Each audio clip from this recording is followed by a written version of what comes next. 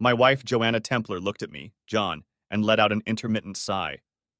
Listen, sweetheart, Gail needs someone to look at her hot tub.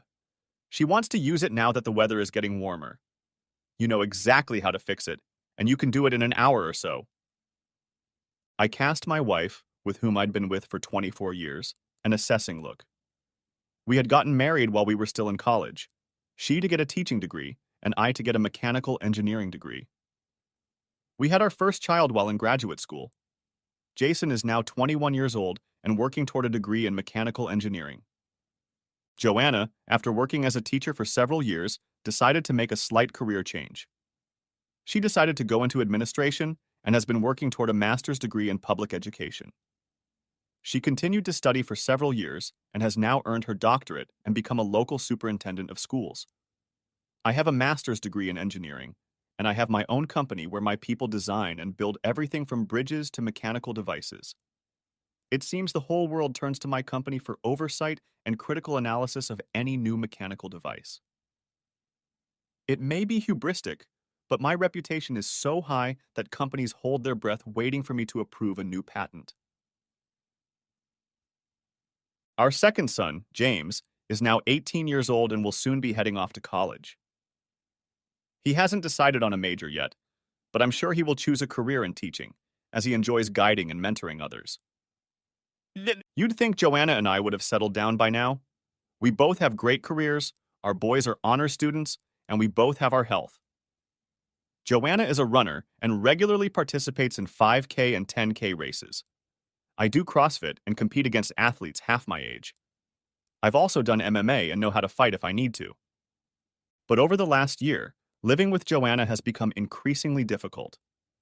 I thought hard about it, and maybe whatever it was, it all started before that.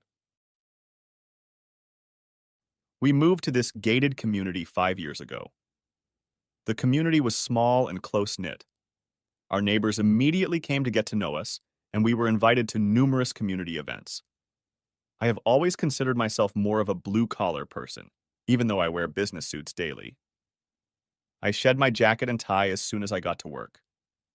Joanna always wanted to be part of the upper class, and in this community we are considered upper class, but hard-working new money, not blue-blood old money. I made a couple of friendships for drinking beer and watching football. However, none of our neighbors are into NASCAR, so I have to watch the races alone. I don't really follow the drivers themselves that much. More often I watch the individual cars as various parts came into my field of vision during their development. I'm proud when a car that my company had a hand in creating comes to the finish line, even if not first. These races are hard on the cars and the drivers. Over the past 2 years, our neighbors and friends have learned that I am more than just an engineer. I love messing around with devices, learning about them, and repairing them. It's what I've always done. Perhaps that's what made me pursue an engineering degree. Suddenly, Joanna started taking requests from me to fix various household problems. One woman said her sprinkler system wasn't programmed correctly and the service company couldn't help. I got them to work the way she wanted it to work, even though it wasn't very efficient as she wanted to water the lawn. Another wife had me look at her pool control system and set it up so that the pool lights would turn on at certain times and off at certain times. You can see the schematic here. Joanna would answer the phone and then tell me who needed my help. I would set out to find out exactly what the problem was and try to fix it. Sometimes it was a legitimate call, such as a faulty furnace fan belt, but more often than not, it was a minor nuisance that either didn't need fixing or was easily fixed by someone in the company. All I had to do was shrug my shoulders and do as ordered. If I didn't obey immediately, the Cold War began. Perhaps I need to describe Joanna in more detail. She's a type A. You know the type. Someone who takes charge and moves things forward. It's good for her job as superintendent. Many new and wonderful programs have been launched during her tenure. She is worth every penny of the exorbitant salary she is paid. She is 5 feet 8 inches tall with shoulder-length brunette hair. Her hazel eyes are piercing. She is fully female but strong-willed and diplomatic depending on the situation. The teachers, staff, and school board seem to love her, and whenever there is a rumor that she might leave, they all band together to prove to her why she should stay put. She handles all the politics, drama, and distractions with grace and a smile. On the other hand, I'm 6'2" and weigh about 200 pounds on a good day. Like I said, I work out at a CrossFit gym and keep up with guys half my age, 46. I used to do a lot of MMA and fought in a few fights. I didn't win them all, but everyone felt they had to work hard to beat an old man. My hair has thinned, but not too much. It's brown with red, and my eyes are blue. I keep my face shaved, mostly for business. Most of my clients seem to prefer it, but when I'm camping or hunting, I don't shave for days at a time. One of my goals is to buy a big motorhome and a motorcycle, more specifically a motorcycle, and travel. My ideal retirement is to travel, park, and camp, and then bike around the local countryside before moving on. Unfortunately, Joanna wants to travel in style and stay in first-class hotels with amenities like pools, spas, and expensive restaurants. Of course, none of this has anything to do with the problem. Joanna wants me to go fix some minor problem with one of my neighbors, and I'm getting tired of it. Not fixing the problem, but the behavior of this or that woman who called. For example, Grace, the first person who called me for help to fix her sprinklers, started hitting on me. I tried to tell her I was happily married, but she responded the same way. She was happily married too, but she and her husband had an agreement and an open marriage. Everything had to be discreet, and she knew I would be discreet. She was very beautiful and very seductive, but like I said, I was happily married. I escaped her clutches. When I got home, Joanna asked me how it went. I simply told her that I was able to do the programming the way Grace wanted. Then she asked how Grace was doing. I was a little puzzled. Finally, I told her the truth. Grace went a little overboard. I don't know what she was selling, but I didn't buy it. Joanna looked disappointed for some reason. When I asked, she immediately brightened up. I'm so upset about Grace, I just can't talk about it. I thought she was a better person.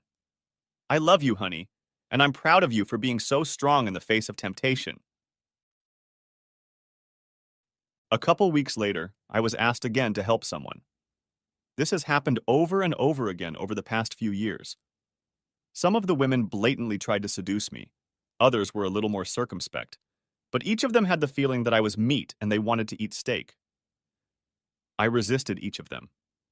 I am not a player and never have been. I don't know where to start to seduce a woman. My experience before meeting Joanna was limited at best. I just don't know how to read women like one reads a spec sheet. I get along with the women on my team and the women in our neighborhood. I treat them the way I would want my sisters or mother to be treated, with respect and deference. These women who were our neighbors didn't like that. Anyway, it's today, March 12th. The weather is nice, and Joanna just got off the phone with yet another neighbor who wants me to fix something. This is a new neighbor, Gail, who moved into our house a few years ago with her elderly husband. I always wondered if she was a trophy wife because of her age and fantastic looks. She was a very tempting treat, and I didn't trust myself to be around her. Also, Joanna had been kind of aloof lately. I chalked it up to the approaching end of the year and the certification of existing staff, the hiring of new teachers, and my own certification, though I doubted she would have any problems. As I thought about it, she became a little aloof after each of my attempts to help the neighbors solve their problems. Every time I came home, she would ask about the woman I had helped, and I would tell her what I had fixed, and then what the woman had done to show her how much they needed me. Joanna would get angry at all of this and say the woman was a loser, but now she was becoming less attached to me. I would retreat to my work office, I don't have an office at home, and fiddle with one project or another, trying to avoid the dark cloud that had descended on the family. She would turn away from me when I finally dragged myself to bed, but by then I was too tired to try to figure it out. Like I said, I could read a spec sheet or blueprint, but women, even my wife, were much harder to understand and read. Now Gail wanted me to tidy up the filter and pump of her hot tub. Because of the lack of love from my 24-year-old wife and Gail, I was afraid to go alone to her house to fix anything, let alone the hot tub. If I go, Joanna, will you come with me? You're kidding, no, John. You know I have a meeting with the personnel committee today. We have to go through the candidates and decide who we're going to interview. I'd forgotten. I shrugged. Look, I don't trust Gail. She's very seductive, and I know how much you'd be hurt if I went in there and fell into her clutches. I'm sorry, she can call a repairman. Oh, pooh, I don't believe that for a second. She loves her husband and would never do anything to hurt her marriage. She paused and chuckled. You must be delusional if you think she might be tempted to have an affair with you. You're at least 15 years older than she is, and I suppose she could get any young man if she tried to seduce some guy. I think you're safe, old man. The fact that she suddenly called me an old man and implied that I had no appeal stung me, but I stopped the retort that threatened to come off my lips. Where did such a comment come from? She had never made any comments about my age or attractiveness before. So why now, when I just refused to go to the bomb's house and fix her hot tub? Maybe I'm not a good judge of women, but this conversation made me stink more than an 8-day-old fish lying in the sun. What the hell was going on? Joanna went on the attack again. Look, I told Gail you'd be right over. Are you trying to make me look like a liar in front of my friends? Just go over there and fix her damn hot tub, okay? I replied. Actually, I resent the fact that you're willingly assigning me all these minor repairs without even consulting me. What if I have an important meeting while you're setting all this up? What if I have to go out of town for a day for an emergency meeting? After all, I just got back from one of those meetings. I would never have asked you to do any of this for my girlfriends if you weren't standing right here, clearly not going anywhere or doing anything. I'm proud of the fact that you can fix almost anything, and their husbands can't change a light bulb without a manual. You're so much better than either of them. I couldn't help myself. Yeah, that's right. This old man who couldn't attract a love-starved widow is way better than any of our friends. I shook my head in bewilderment. I think Joanna realized the contradiction she had just generated. On the one hand, I was too old to attract any woman, but on the other hand, I was far better than any of our friends because I could solve their petty domestic problems. She resorted to the old adage again. Baby, I love you and you mean the world to me. Could you please help me and fix Gail's hot tub? If I were Spider-Man, I'd say my spider sense is signaling danger. Why is this such a big deal? What's the big deal about getting a simple hot tub ready for nice weather? I stood my ground. No, I'm sick of going to my neighbors and fixing some nonsense, and I'm also sick of fighting off these women. If I was a player, it would be easy in this community, but I'm not a player. I don't want to pursue another woman because I only love you. I paused and threw my best piercing look at her. I don't know what the hell has been going on these past few months, but it suddenly dawned on me that the more I resist their advances, the less you make love to me. So what's the big deal? Do you think I was really having fun with these women when I went to their place to fix things? Is that why you get angry and then treat me coldly for days and weeks after I do this petty work? She tried to downplay her past answers, denying that she had ever done it, but she didn't take my memory into account. I remember the exact dates and things that happened. I started laying them out for her and her reaction every time I came home.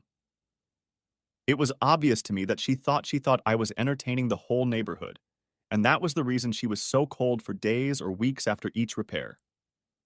She kept denying that she thought like I was entertaining everyone around me.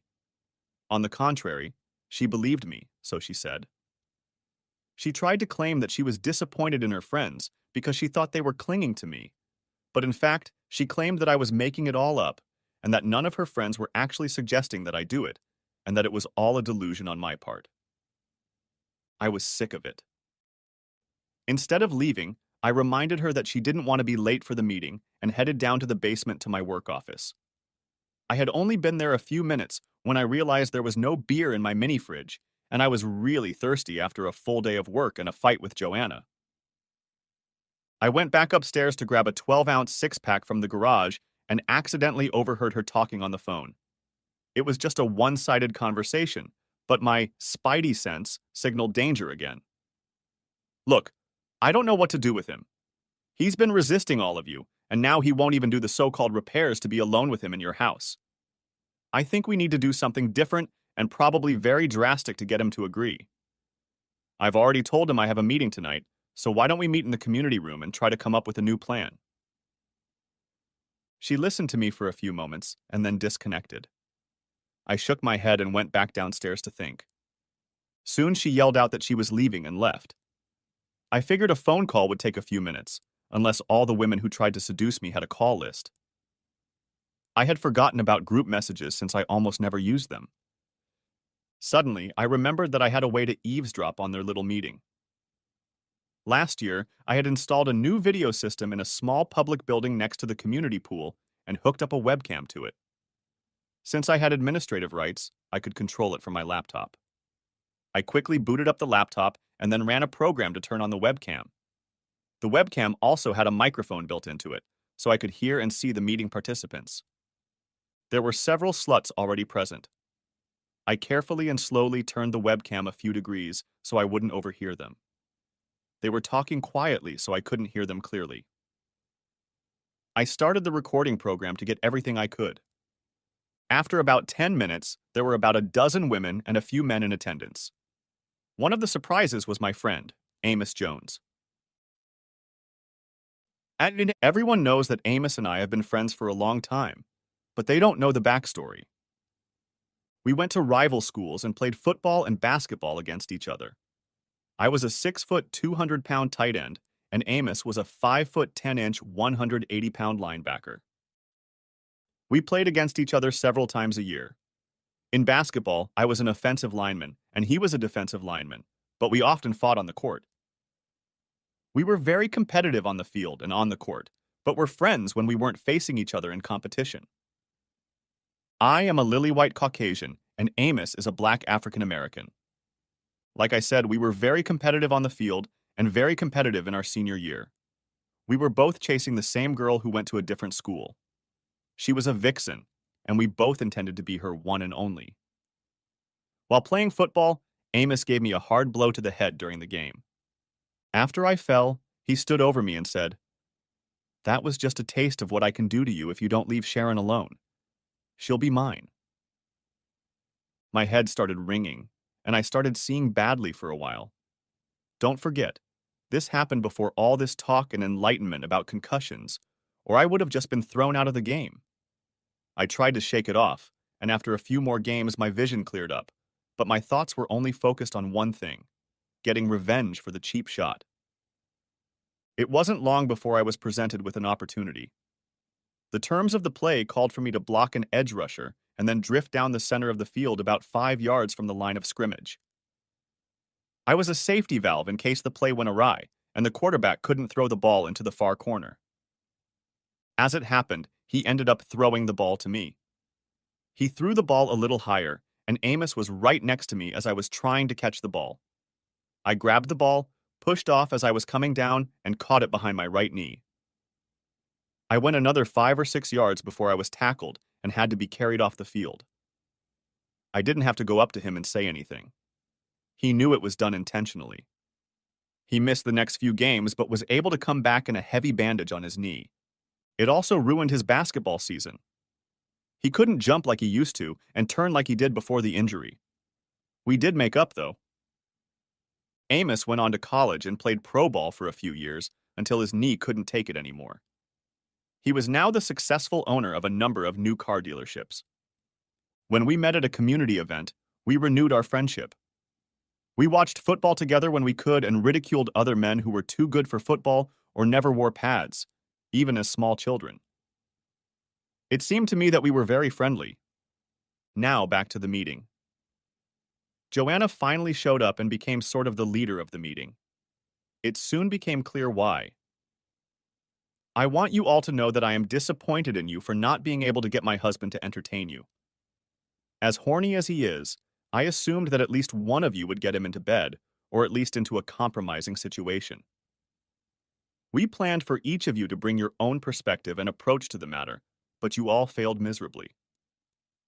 I even made him think I was mad at him after each of your attempts and finally quit having fun for the last few months, but you all failed. I was stunned. I had thought she believed that I had entertained some or all of these women, and that was why she was so aloof after each repair. but now I knew she was angry that I had resisted. What the hell? The thing is, I was so stunned that I had to rewatch the tape over and over again before I fully realized what was going on. Something I had to assume, but the plans they proposed to involve me in their machinations left no doubt once I was able to clearly assess everything. When the men suggested that John join in, I knew he would refuse. The fact that he didn't even bother to discuss it with me left no doubt about his feelings. What he didn't expect was for you women to turn to me at the same time. Although I didn't say no outright, I thought about it. My children were almost grown, and I was set on a career path. John was running his own company, and you all are pillars of society and very reserved. I thought a little play with each other would be nice, but I didn't know how to get John to agree. When we came up with the plan to have him do odd jobs for each of you, I was sure he wouldn't be able to resist at least one of you. You're all very attractive in your own way, and any man would be attracted to you. But he has resisted all of you, and so tonight, he finally said an emphatic no to going to Gale's and working in her hot tub. Then she gave out the following sensation. In my confused mind, I assumed that she wanted to have fun, but wouldn't do it unless I joined in. What a fool I was. I had no problem telling John that I had so many meetings, but I was getting tired of making excuses. I want my husband to join us. I know he could have a great time with you all. So what should we do now? The women then brainstormed ways to engage me. The men were mostly silent. I came to the conclusion that the women controlled the entire group and the men were happy to just go along to get along. Joanna looked at Amos for some sign, but he only shrugged. I wondered how he had gotten involved, since he was a happy bachelor and had always made remarks against marriage and sedentarization. Amos stood up and walked over to Joanna. Look, baby, I know you love the big guy, but I've been telling you all along that he's slowing you down. Why don't you let him go and move in with me permanently? No worries, no fuss, no hassle with me. I realized that Amos wasn't my friend, not anymore. I guess he never got over the knee-bashing incident. I know he now wears a bandage every day just to walk. He must be in constant pain that he keeps from me. Joanna shook her head. No, not yet. I love you both, but I love John more. Everyone else is just different, but not better. I want him to be a part of this. Some of the ideas proposed required me to be robbed and threatened if I didn't agree. Fortunately, most of them were rejected. One couple just wanted to get me drunk at a public party so that I would wake up with one or more women in bed. Of course, I couldn't refute their claims. They thought it would be a fitting payback for all the women distracted by trying to attract me to the group over the past few years. I got the impression that all the men wanted was more access to Joanna. They didn't care if they had to share their woman with another man. Given that Amos was single, they now had parity. If they could just get me to agree to let Joanna play, they would be happy. No more meanness. I also got the impression that they thought they were better than me. I know my eyes narrowed at that thought. I guess I'll have to avoid parties in the future. Amos again offered to address me directly. He hinted that our longtime friendship might make me change my mind. I shook my head at his remark. I would have to figure out how to answer him.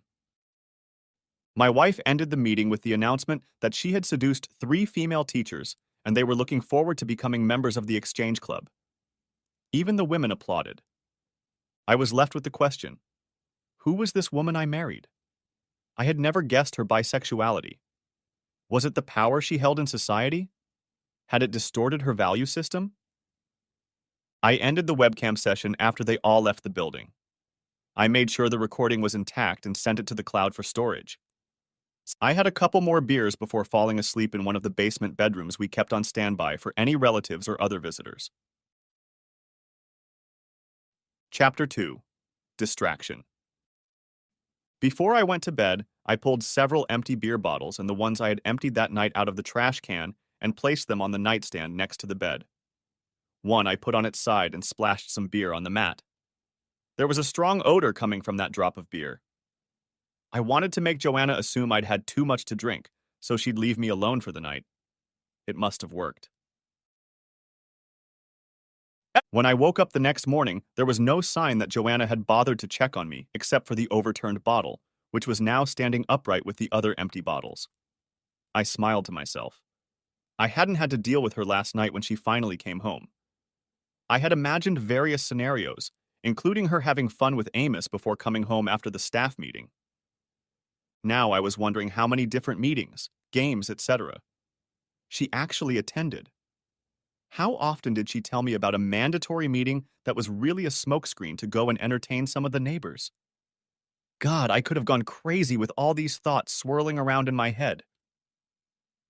I went upstairs and showered and shaved. I also went to the kitchen and threw a painkiller pill on the counter and left a glass of water there so she'd think I was feeling bad even more. By then, she had already left. Her day always started early, or did it? I was going to drive myself crazy again if I didn't pull myself together. I had always counted on my analytical mind to keep myself in check, and I needed it now more than ever. I called the office to take a sick day. I was actually able to take a few days off since I had some very good people working for me. Sometimes I only felt needed when we had to hold the hand, figuratively speaking, of anxious clients. My presence somehow calmed things down and helped everyone think about the real problem rather than what might happen. I had a vague plan and needed to get some questions answered to figure out where to go next. First, I called my law firm. As a small corporation, we kept the firm on standby for necessary contracts and the occasional disgruntled employee or client who felt they needed to file a lawsuit. The firm practiced corporate law, but had a couple sharks calling themselves divorce attorneys that I could talk to. I called my accountant, and we outlined how to keep the business safe from Joanna in the event of a divorce. He got right down to business. As a corporation, she could only claim stock in the company. I just had to protect her. I sat and pondered the future of my marriage. As I pondered what I had seen and heard, I saw no future. She refused to love me, even when she talked about how much she loved me, and wanted me to have fun with other women so she could continue to desecrate our marriage vows. And then there were the children to think about. Jason was already close to earning his bachelor's degree. He intended to get his master's degree right away before he started working. I still hoped he would come home and work with me, but I understood if he wanted to live on his own for a while. He shouldn't worry too much if Joanna and I split up. We would still be his parents, even if he didn't need us as much. James was different. He was more in touch with his emotional side than Jason was. That's not to say he was a wimp. It's just that at 18, when he was just ready to spread his wings, I worried about how the breakup would affect him. Unfortunately, I envisioned him staying home to comfort his mother instead of heading off to college if we broke up right now. Would I be able to pretend to still love her and act nice enough to distract her from her goals for me? I ran through various scenarios in my head. Should I try to make her believe I was terminally ill, like cancer? Should I try to make her believe I'm becoming an alcoholic? After last night, that might be something to try. I looked up. It was time for lunch.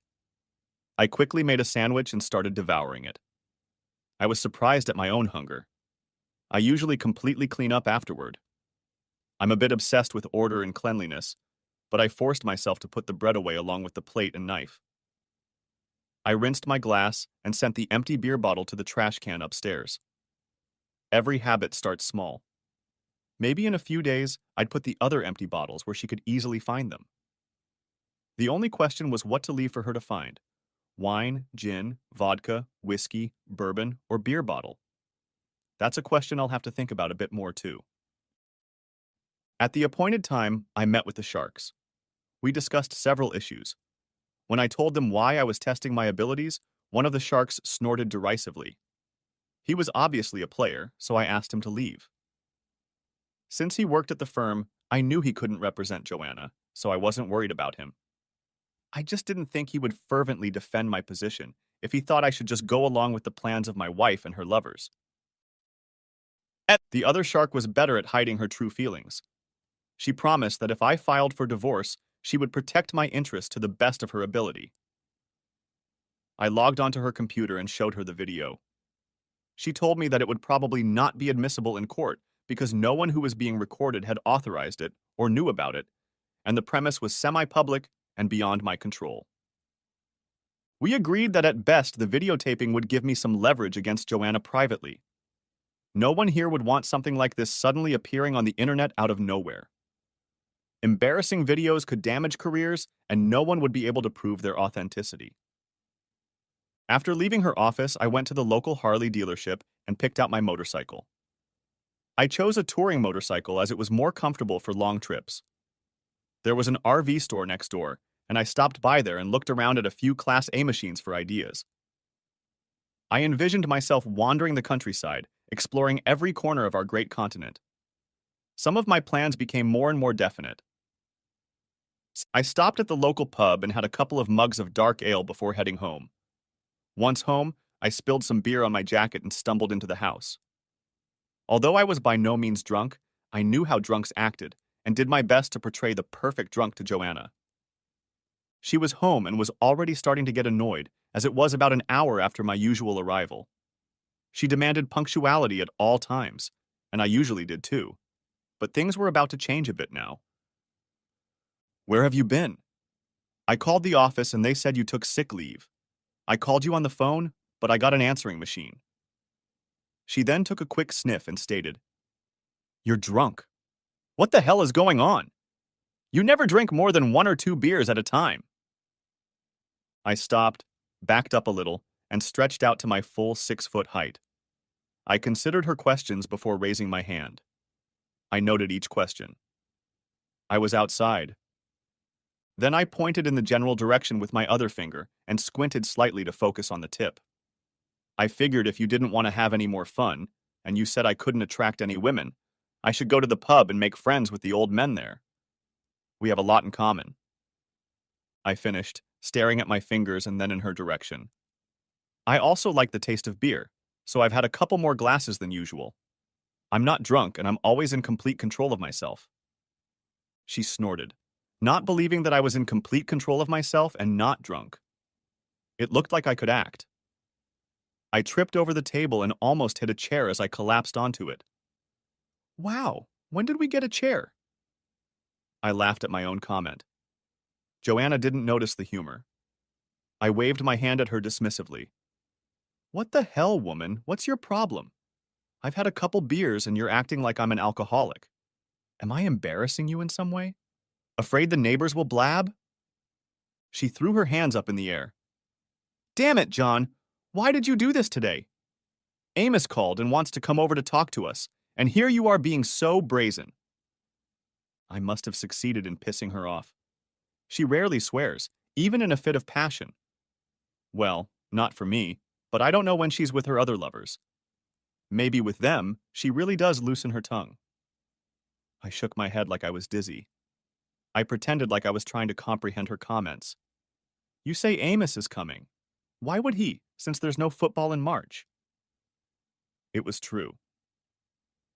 Amos and I had an occasional beer in the off-season, but we didn't really socialize until the season. Joanna tried to take it lightly. "I don't know. He called to talk to you, but you weren't home, and he told me he was going to stop by to ask you something. Are you thinking about a new car or something else?" I shook my head sharply and almost fell over again. He didn't sell motorcycles or vans, so I had no reason to talk to him, but I wouldn't say it. I also couldn't say that I knew he wanted to discuss entertainment with my wife. I got up from the table, walked over to the refrigerator, pulled out another beer, and opened it with feigned difficulty. At the same time, Joanna asked me if I thought another beer was a good idea. I nodded. I tried to keep my voice as slurred as possible and a little louder than necessary. "Yeah, I guess I do think a beer is a good idea. In fact, I think a couple beers is a great idea. I've been holding myself back for too long. My business is failing and my wife doesn't want me anymore. My best friend probably wants to entertain my wife and add her to his harem that he's always bragging about." I fell silent and lowered my head. I thought about my life changing, and not the way I wanted it to, and let a few tears run down my face as I listened to my wife. "What the hell, John? What's going on? What do you mean your business is failing?"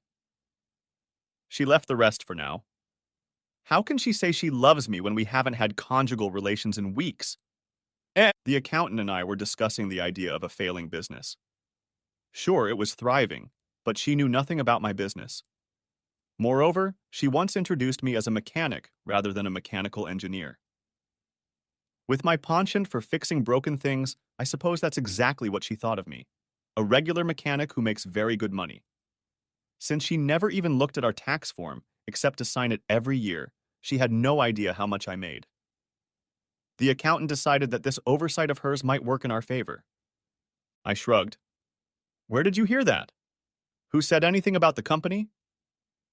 Being drunk, I probably wouldn't remember letting the cat out of the bag. She tried to tell me how she found out. You just told me while you were ranting about being drunk. You said the business was failing. I shook my head again. God, it was so hard not to smile at her now. No, no one knows, not even the managers. How could you possibly know? Don't hate me for being a loser. I finally stumbled my way to my room, collapsed into my favorite chair, and pretended to pass out. Joanna came in and tried for several minutes to bring me to my senses, but I continued to feign unconsciousness, even as she rubbed my chest vigorously. An experienced paramedic once told me that this kind of stimulation is most often used to wake someone up, but a patient who knows the trick doesn't respond to pain. He always used other unpleasant ways to induce a pain response and told me a few of them. The doorbell rang, and Joanna had to give up trying to bring me to consciousness for a few minutes while she went around and let Amos in. She spent a few more minutes informing him of my intoxicated state and lack of response. After a few more minutes, during which I figured he was trying to get a kiss, hug, or other favor from her, he gave up and entered the den. I closed my eyes, feeling him looming over me. This could have gotten serious.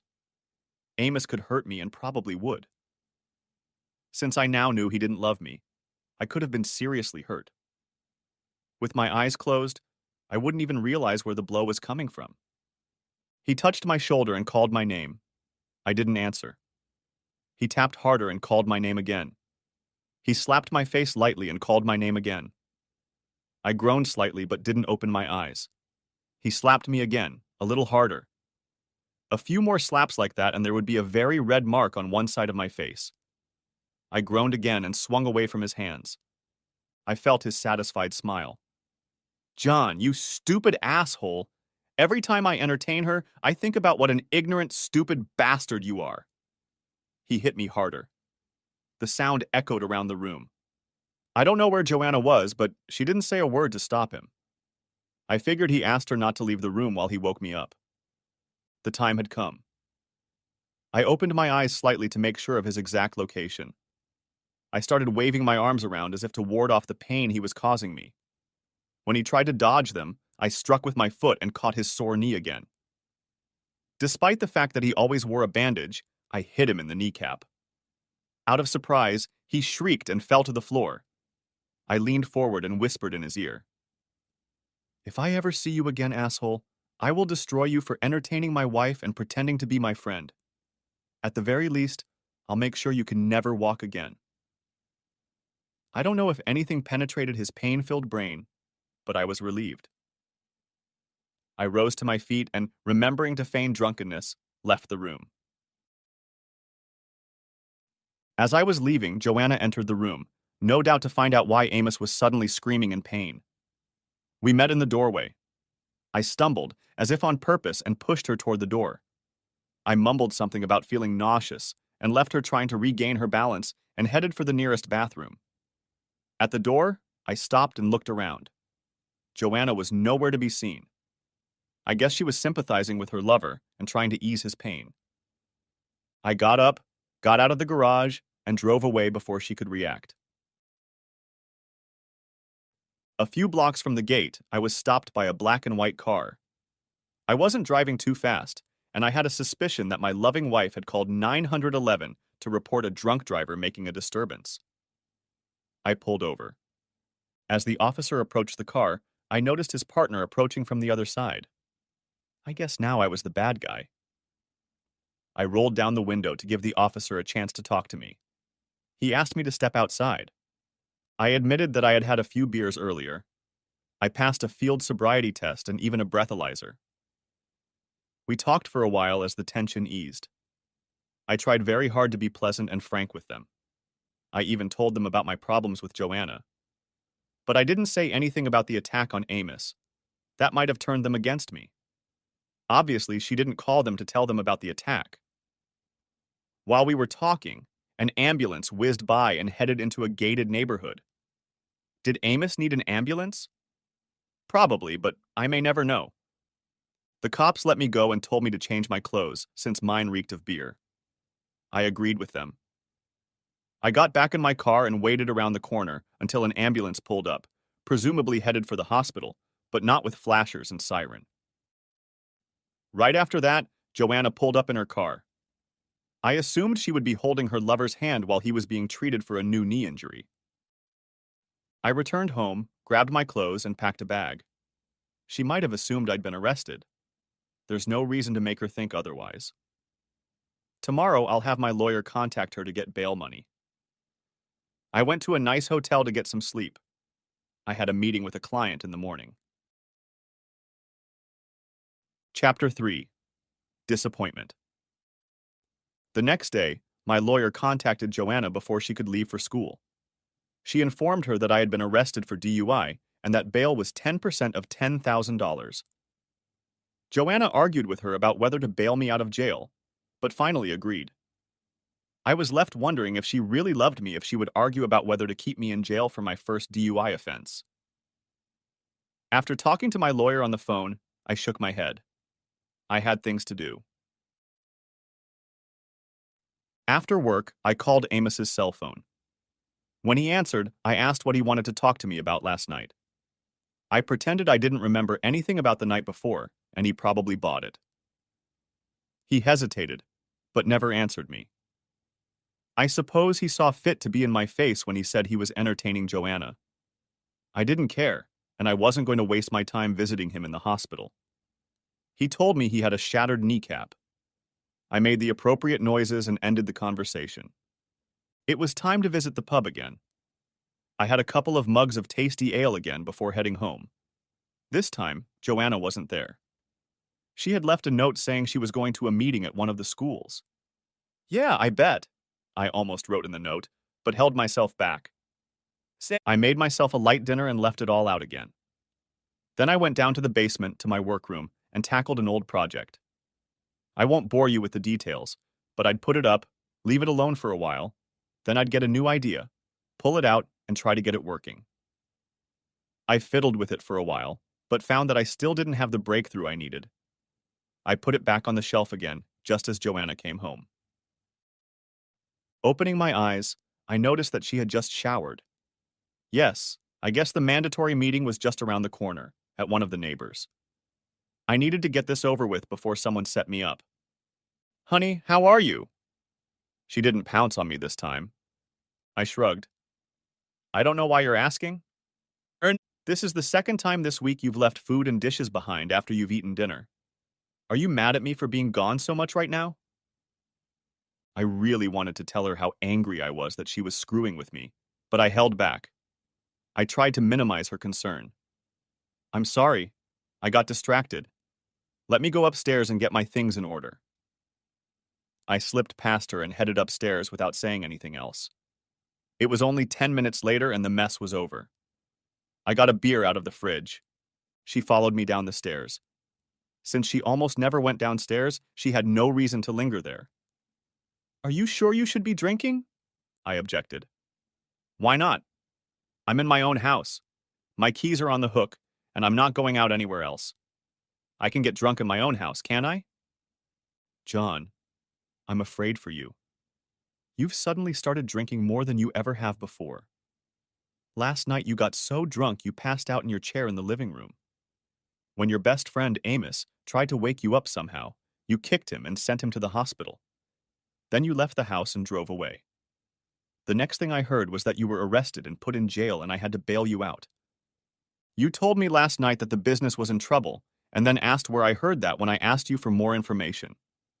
I think you had a blackout and didn't realize what you were doing.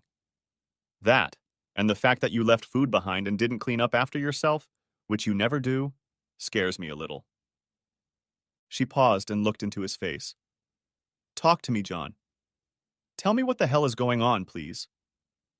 She reached for my hands, but I didn't raise mine to take hers. She dropped her hands and started crying. Somehow, I wasn't too concerned about her worries and anxieties. I took a good sip of my beer as she collapsed into a chair and continued to cry. I made my way to the living room and sat in the chair. After a while, she managed to regain her composure a little. She came in and sat down across from me. I'm sorry for the outburst, but I need you to talk to me, honey. Is there anything I can do to help? I wanted so badly to yell at her and tell her to go back in time and not let herself cheat on me. But I didn't because she couldn't, and didn't believe she even wanted to.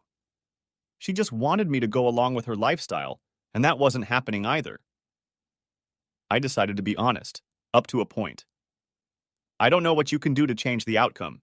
It's too late for that now. I just need time and some space to figure things out. I stood up and walked around the spacious room. With James leaving the house soon and moving out, I'm wondering why we need a house with 6 bedrooms and 8 bathrooms. Maybe we should save a little money. We could save a lot of money on house maintenance and electricity if we move to a smaller house. We're always too busy to use the hot tub or pool. Since she left earlier than me in the morning and was in a meeting almost every night, she didn't know how often I used the pool to keep myself in shape. Joanna didn't want any of that. No, I wanted this house, and it's perfect for us. I sincerely hope the boys get married, and I want them and other family and friends to have a place where they can come and make themselves at home. I love this neighborhood and our neighbors, and can't imagine leaving them. Yes, it would disrupt your life if we moved, I thought. What about us, my dear? When will we have time for us? I know I'm busy, but I can start delegating some of my responsibilities so we can spend more time together. We don't have any me time at all. I can't remember when we have actually had time together to at least hold hands and make love. We don't go out or have dinner together unless it's business or school system related. Nick, can you find someone else to attend those mandatory evening meetings and such? Can we make time for ourselves? Of course, she brushed it off.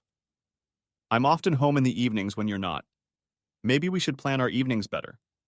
I, for one, would like to go to neighborhood get-togethers more often. The wives are always telling me how much they miss us and how much fun they have. I waved my hand dismissively. I think that's nonsense, Joanna. I'm home at least 5 out of 7 nights a week. You always come over or call and let me know you have some emergency, a scheduled meeting, a game, or whatever, and then you're out the door. You come home hours later and are too tired to talk to me before bed. With the huge bed in our bedroom, we don't even touch when we occupy it at the same time. Thank goodness for the brown bottle. From a few feet away, she couldn't tell I hadn't drunk all the beer. I held it like it was almost empty. Damn, I'm out of beer again. I'll be right back. I turned and went into the kitchen, and since she couldn't see what I was doing, I poured the leftovers down the drain and got a new bottle. I realized I needed to buy more beer. I'll have to buy a couple cases tomorrow. When I got back to the living room, Joanna gave my beer a dirty look. I took a healthy sip and wiped my mouth. Since we can't agree on anything, I think I'll retire to my workroom and try to figure out how we can continue to afford this monstrosity. I didn't wait for her response, but simply turned and walked down to the basement workroom. I realized she had no intention of changing anything other than my approval of her extramarital affairs. With her income, she was able to maintain the house, pay the utilities, and even the HOA dues. At least they covered the cost of the lawn and landscaping. Around midnight, I went upstairs, showered, brushed my teeth, and rinsed my mouth with fresh mint rinse to drown out the taste of beer, then climbed into bed, careful not to touch her sleeping figure. I decided to call her secretary and ask if there was going to be an evening meeting. When I was told that Joanna's calendar was clear, I made a reservation at one of the best restaurants in town. I figured she would come home or call about some meeting and I would have to cancel, but I would play on her emotions while I could. My attorney called me around 9 o'clock and we had a long meeting. He went over my options regarding the business, and we were going to put all the stock and control into a trust, and Joanna wouldn't be able to touch it at any time since none of the stock was in her name. Her lawyer would be in the shit when he found out. Then I could become a freelance consultant and get paid directly by the company. Sure, the consultant's fee could be equal to my salary and profit from the corporation, but she wouldn't know that. Then I went back to the RV store and negotiated a good price on a great Class A car. I also bought an enclosed trailer and had it wrapped in the color of the van. The van had 3 folding sides and would make a great moving home for me. I had satellite phone service to keep me up to date. Most campgrounds had internet access so I could keep in touch with the office. My cell phone was a national carrier and worked in most places I went, and I could work when it suited me. I was able to fly back or to a client if needed, and then fly back to the RV.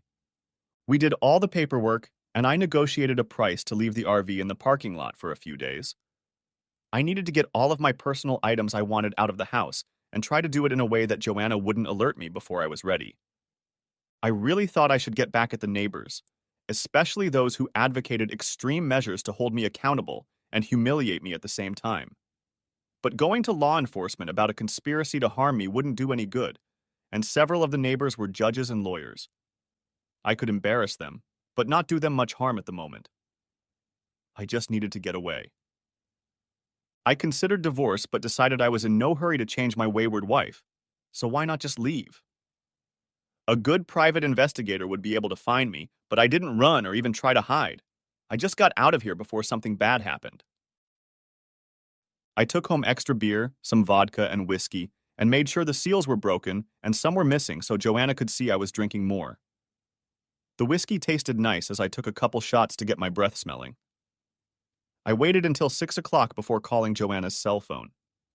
She answered on the 4th ring, just before it went to voicemail. She was brief with me. "What do you need?" "I'm busy right now." "Really, dear? How can you be busy?"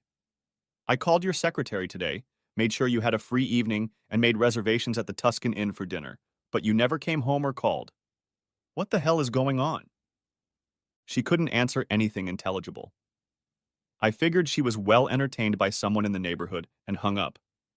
I'd have to speed up my plans. I couldn't take it much longer. If I thought about it too long, I might pull out a gun and shoot someone, and that someone might be the one who had once been the love of my life. I went downstairs and started gathering my tools. She wouldn't notice they were gone. I carried the boxes to the car and put them in the trunk. It would take a few trips.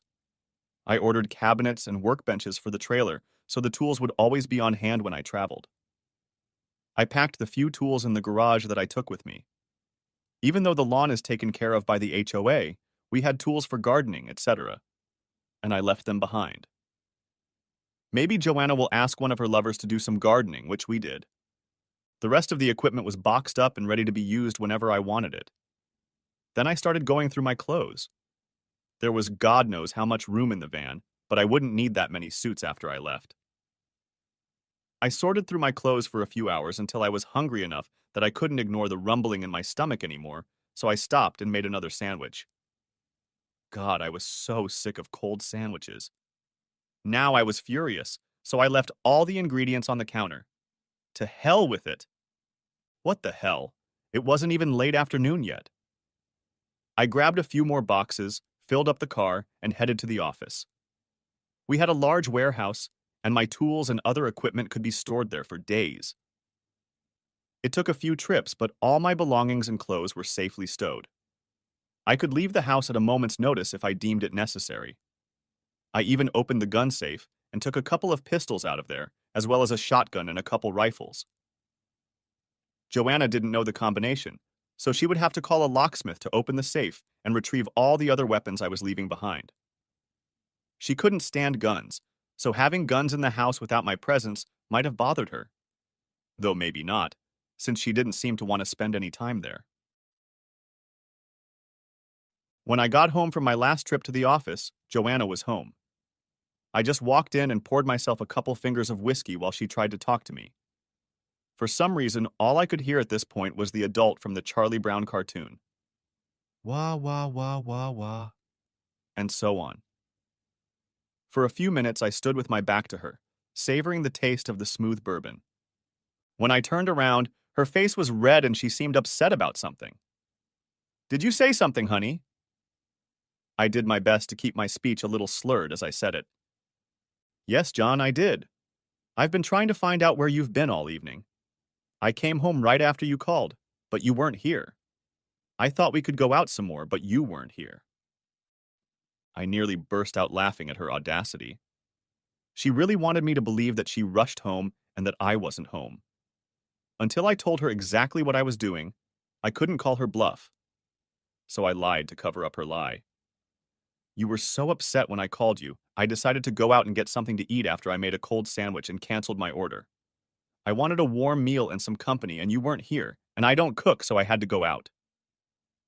I let myself move a little, standing as tall as I could. Her eyes narrowed again. How much have you had to drink tonight?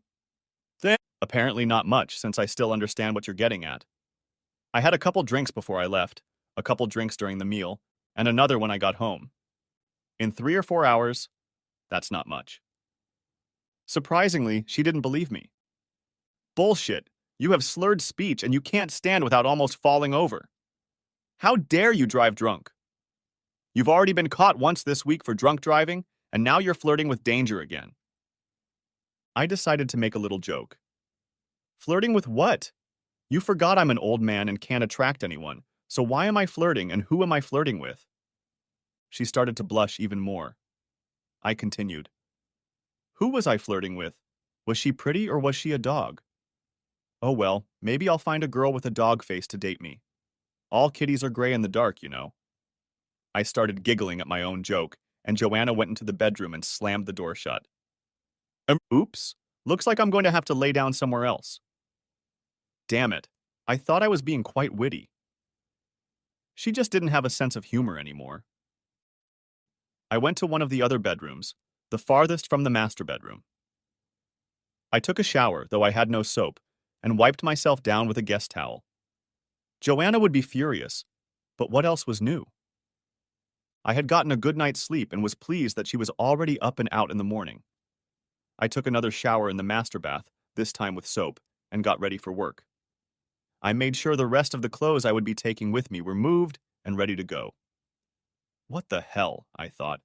I might as well pack them in a couple suitcases. We had plenty of them. Soon they were packed and I set them in a corner of the garage. Joanna parked next to the inside door so she would have no reason to look where I had put the suitcases. I went to the bank and opened new savings and checking accounts and transferred half of our money into them.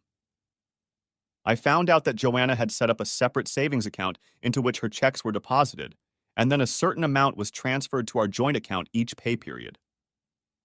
Since I didn't have access to the account, I had no idea what the balance was in it, but it looked like she was planning to leave me sometime in the future.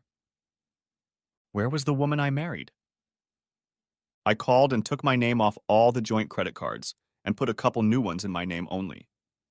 We usually only kept a small balance on each card and only used them for emergencies, so it wasn't hard to convince the company to honor my request. I then called and took my name off the utility bills for the house. I also made sure that the utilities for the company were in her name only. When we started the business, all utilities had to be in our name because the company did not yet have a credit history. I didn't know if they were ever changed and was glad they were. Joanna couldn't disrupt the flow of business. I then met with my senior staff. We established a new reporting hierarchy and set ground rules for contacting me in case of emergencies. Realistically, I believed that I would only be contacted when a client simply could not be dealt with in a timely manner and that I would be the last person to try to save the day. I let them all know what was going on in my personal life, just enough for them to realize that Joanna and I were separating and possibly going through a divorce. They didn't need to know all the details. They understood everything. More than half of the staff had gone through major breakups in their personal relationships. I ended the meeting by promising to throw a celebratory party on Saturday. I felt we were getting close to that. I went back to my office and put away some very personal items, awards, prototypes, models, and the like. Soon they were boxed up and put away in the pantry to deal with later. At 11 o'clock, I was surprised by a phone call from Joanna. Since we hadn't officially broken up yet, I hadn't alerted the receptionist to check my calls. I decided to be polite. After all, I was supposed to be sober for the day. Hello, Joanna. How are you doing this morning? She paused for a moment before she spoke. I'm sorry, John, but I left without letting you know that we're invited to a wine tasting at Gail and Lester's house tonight. Will you be able to attend? My spidey sense suddenly fluttered again. Could this really be the evening? Did they intend to stupefy me? And more importantly, how do I escape their clutches? The wine at such parties was poured in advance and brought on trays. It was easy to slip something into one of the glasses and then be sure to pass it to me. She waited for an answer. I'm looking at my schedule for the day, Joanna, and I don't see anything for tonight. What time do we need to be there? I'm going straight to Gail's after work, but I need you to pick up a few different wines so we have a variety to sample. Could you do that and be there around 7 o'clock? Sure. How about dinner or lunch as your friends usually call it? One of the reasons I'll be there early is to help with all the appetizers. There should be plenty and variety enough to satisfy your appetite so you can gorge yourself on whatever your heart desires. Damn. More ways to stupefy someone. I can dodge the wine, but how do I dodge the food? I made the appropriate noises and hung up. Now what? Unless I can come up with a plausible reason to avoid tonight's meeting, it's going to look suspicious. There hadn't been any invitations to neighborhood get-togethers for some time now. If it weren't for the fact that I am suspicious of all neighbors, and especially my friend Amos, I might have fallen for this nonsense. Since the event was not in a community building, I couldn't peek at the preparations and try to determine how dangerous it was. I decided to participate and went to a large bottle store a few blocks from the gates of our congregation. I grabbed a dozen bottles of wine and then stopped for a moment at a nearby national chain drugstore. Stashing the surprise in my pants pocket, I removed my tie and undid the top button on my shirt. I needed to act casual. I parked the car in front of the house and headed over to Gail and Lester's with 2 large bags of wine. At their house, I went around to the back door and entered the kitchen, hoping to have time to talk a little before they realized I was there. I was in for a disappointment. The kitchen crew had obviously been hired specifically for this occasion and shouldn't have been privy to any shenanigans. I set the wine on the handy counter and quietly made my way to the front rooms. Joanna and Gail were having a quiet conversation that I couldn't overhear and quickly stopped when Gail spotted me. She waved me over, gave me a quick hug, and asked how I was doing. I lied and said I was feeling fine, but my stomach was a little upset tonight. Joanna made an appropriate comment about taking care of myself, and soon we were discussing wine and cheese selections. They were also setting up a fondue pot and a variety of cheeses, meats, and vegetables. It all looked quite appetizing and innocent. Too bad I didn't trust anyone else. I figured they hadn't had a chance to call for wine or food yet, so I grabbed a plate and exclaimed that I was starving, haphazardly picking food off the plates on the table. Out of the corner of my eye, I noticed Joanna and Gail exchanging glances. Joanna was trying to talk me into waiting. Honey, can't you wait until the others get here? It seems a little rude when you start eating right away like that. Honey, I'm too hungry to wait. It was a lot of work today and I only had a couple crackers for lunch. I need to eat something or I won't be able to taste much wine before I get intoxicated. She backed off a little. I smiled to myself that I managed to get to the food before it was spiked. I hoped to get to the wine quickly as well. It could wait. There was a coffee pot on the table and I poured myself a cup. It had to be safe since it was the only coffee pot on the table. After about 20 minutes, most of the regulars were in, and the wine flowed in a river. There were a couple new faces as well. I figured they must be the teachers Joanna had promised to bring. I walked over and talked to them for a few minutes. They were young and fresh out of college. I wasn't too worried about them. They knew what they were getting into. It was time to get to the show. Several of the wives tried to talk me into more wine, but I waved them off, saying my stomach was a little upset today. Finally, I took the glass offered to me, It was white wine, and I could see a few specks in it. I thanked the woman who took it from the tray. After saluting her, I sipped the wine and swished it around in my mouth to get a full taste. I turned around and poured 30 milliliters of ipecac syrup into the glass. Turning back around, I announced that it was a great wine and drained the glass in one fell swoop. I was hoping the ipecac would kick in sooner. Ipecac syrup is supposed to take effect in about 5-10 minutes, and at the 5-minute 45-second mark, my stomach rumbled and I suddenly rushed toward the hallway bathroom. I barely made it to the bathroom before I started vomiting all over again. Since I didn't have any other symptoms of drug intoxication, I figured I had probably dodged a bullet.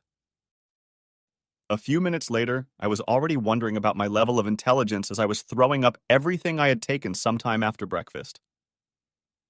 Now I had dry waves and was drinking from the bathroom faucet to get at least something into my stomach. God, my guts ached. Joanna was standing outside the door asking if I was okay. I smiled through the aches and dry heaving pain. She never helped when either of us were sick. When we were sick, she'd throw up with me or one of the boys, so she tried to stay away when one of us was spewing our guts out. I was counting on it.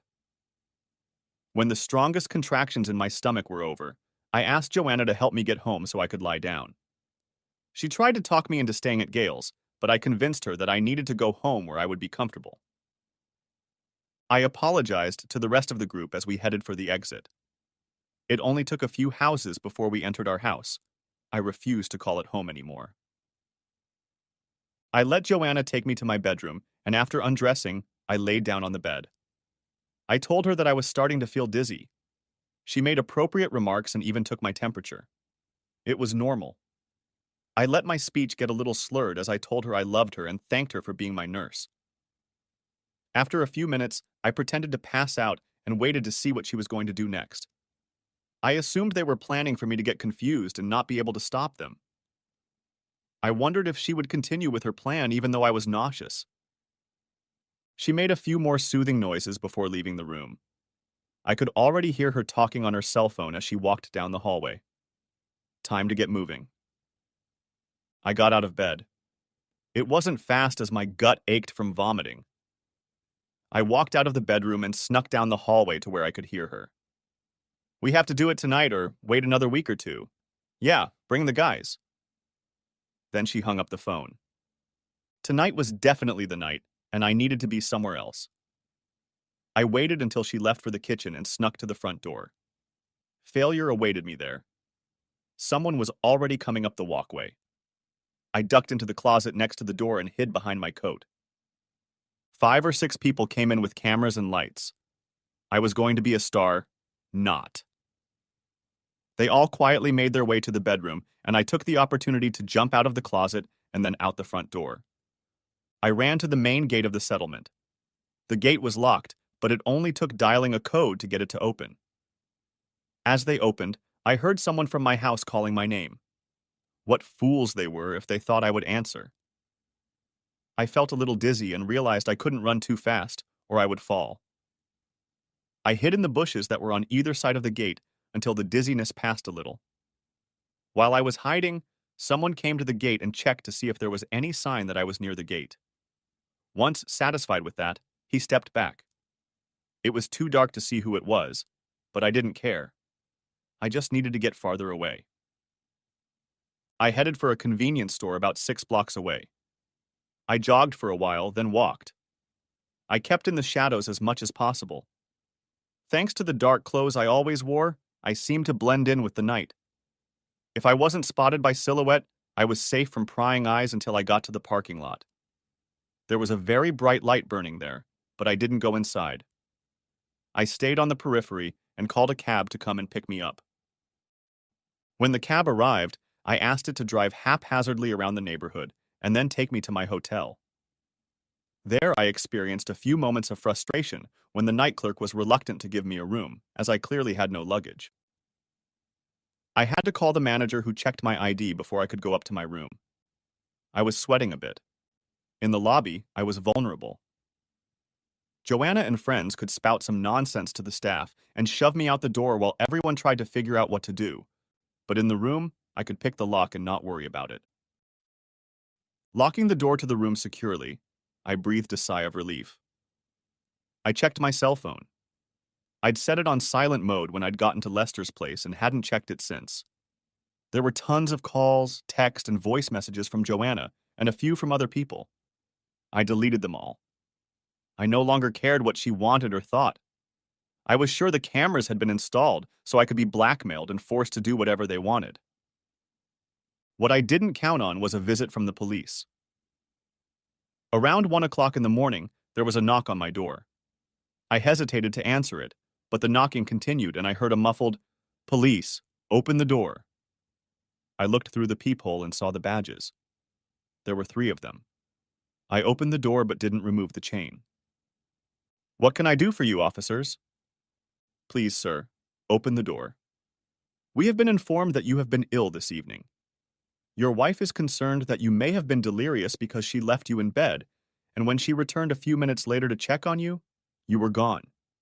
We ended up having to run your cell phone to locate you." "Well, officer, were you at the house?" "Yes, officers were at your house to take a report and get your description." "Were there a lot of people there?" "I think so, yes. Your wife let us know that before she called us in, she called the neighbors to comb the neighborhood." "Did your coworkers note whether these concerned neighbors had cameras and flashlights?" He nodded. "It was noticed, but not questioned." "Well, officer, I want to tell you a story, but I know it will be hard to believe. I don't want any investigation as the story is strange, but I assure you that I am in my right mind at this moment." I opened the door and motioned for them to come in. I had rented a suite, so there was plenty of room for them to sit comfortably while I told them my story. Before I started, I got them something to drink from the minibar, non-alcoholic of course, and then told them my whole sad story. Sometimes they interrupted me to clarify something, but in general they listened without much disbelief. Apparently, they had heard so many similar stories over the years. The final convincing moment was when I showed them the video I had taken. It seemed like such a long time ago, but it had only been a week or so since this part of the crazy business had started. I was beginning to wonder if I was going crazy.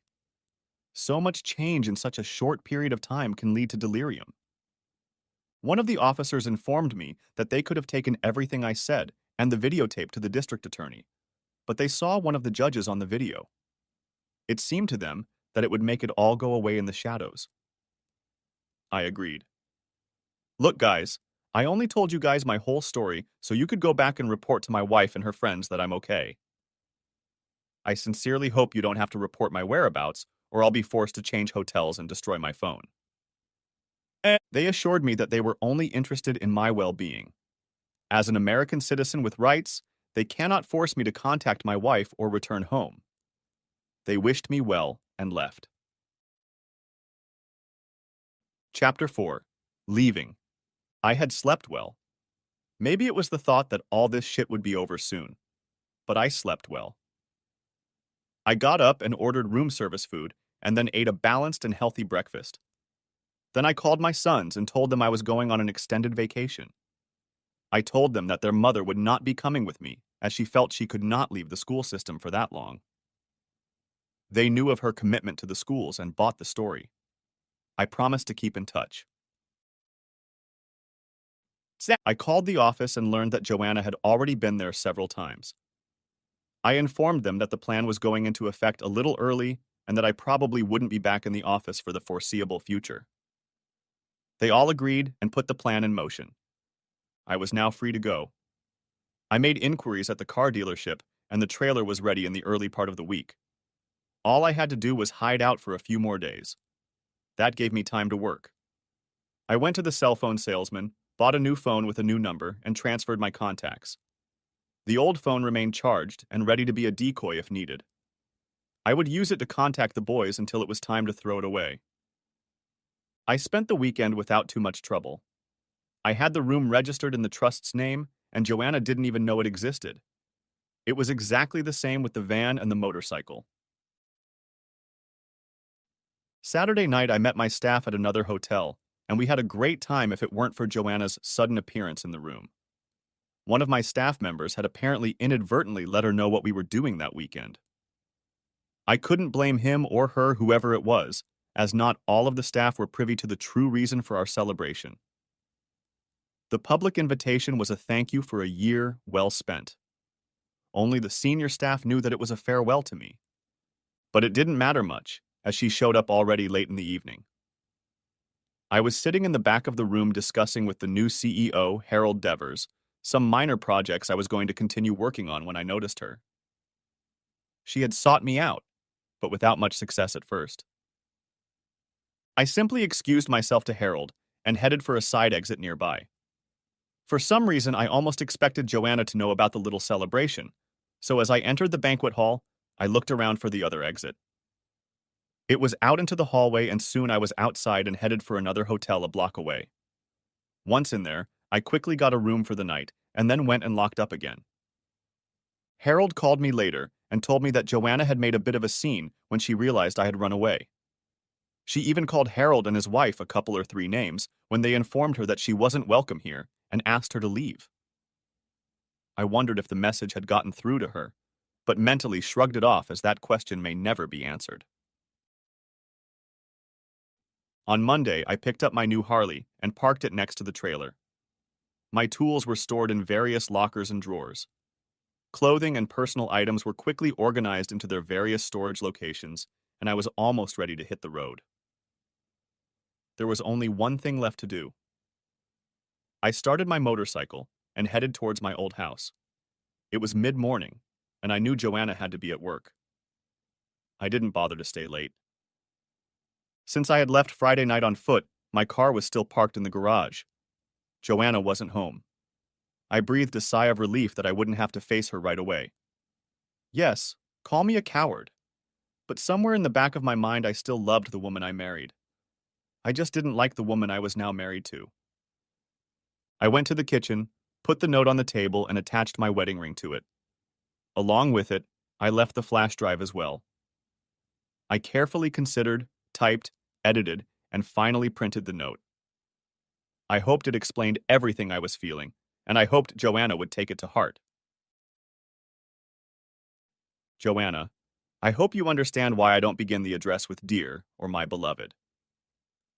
A few weeks ago, it became painfully obvious that you were pushing me to do something I didn't want to do. For some reason that only you can explain, women in our gated community were trying to seduce me, and you were not only frustrated that I was resisting their attempts, but you were probably the instigator yourself. I know you will immediately try to contact me and deny everything, but I suggest you look at the file on the flash drive I left you. I'm only going to say this once. If I believe that someone is trying to find me, or even contact me with the intent to do me any harm, I will post that file on every website I can think of. While commenting on it is not illegal, the stigma should be a career killer for anyone caught on video. I successfully evaded your attempts to seduce me into your little group. I bet you didn't think I knew what your plans were for the night. Remember when you review the video that it was suggested that you blackmail me into submission. I planned how you would do it. It was wise that you instructed me to get most of the wine for the party, then I wouldn't be able to tell that the wine had been spiked before. I took the ipecac syrup immediately after tasting the first glass I was given. It was a difficult moment between vomiting and dizziness, but I managed to keep my balance and make it home.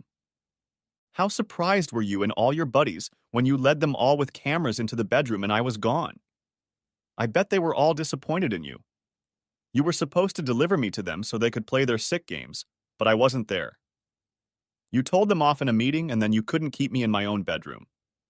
By the way, you are now responsible for all remaining mortgage payments, insurance, taxes, and utilities, and of course HOA dues. In addition, the business is not failing. On the contrary, it is growing and expanding beautifully. However, you can't get to any of the assets. The corporation has been put into a trust, as a politician does after being elected. All of his assets should be placed in a trust so as not to give the appearance of wrongdoing. As I travel and see this glorious country, I will have almost no income.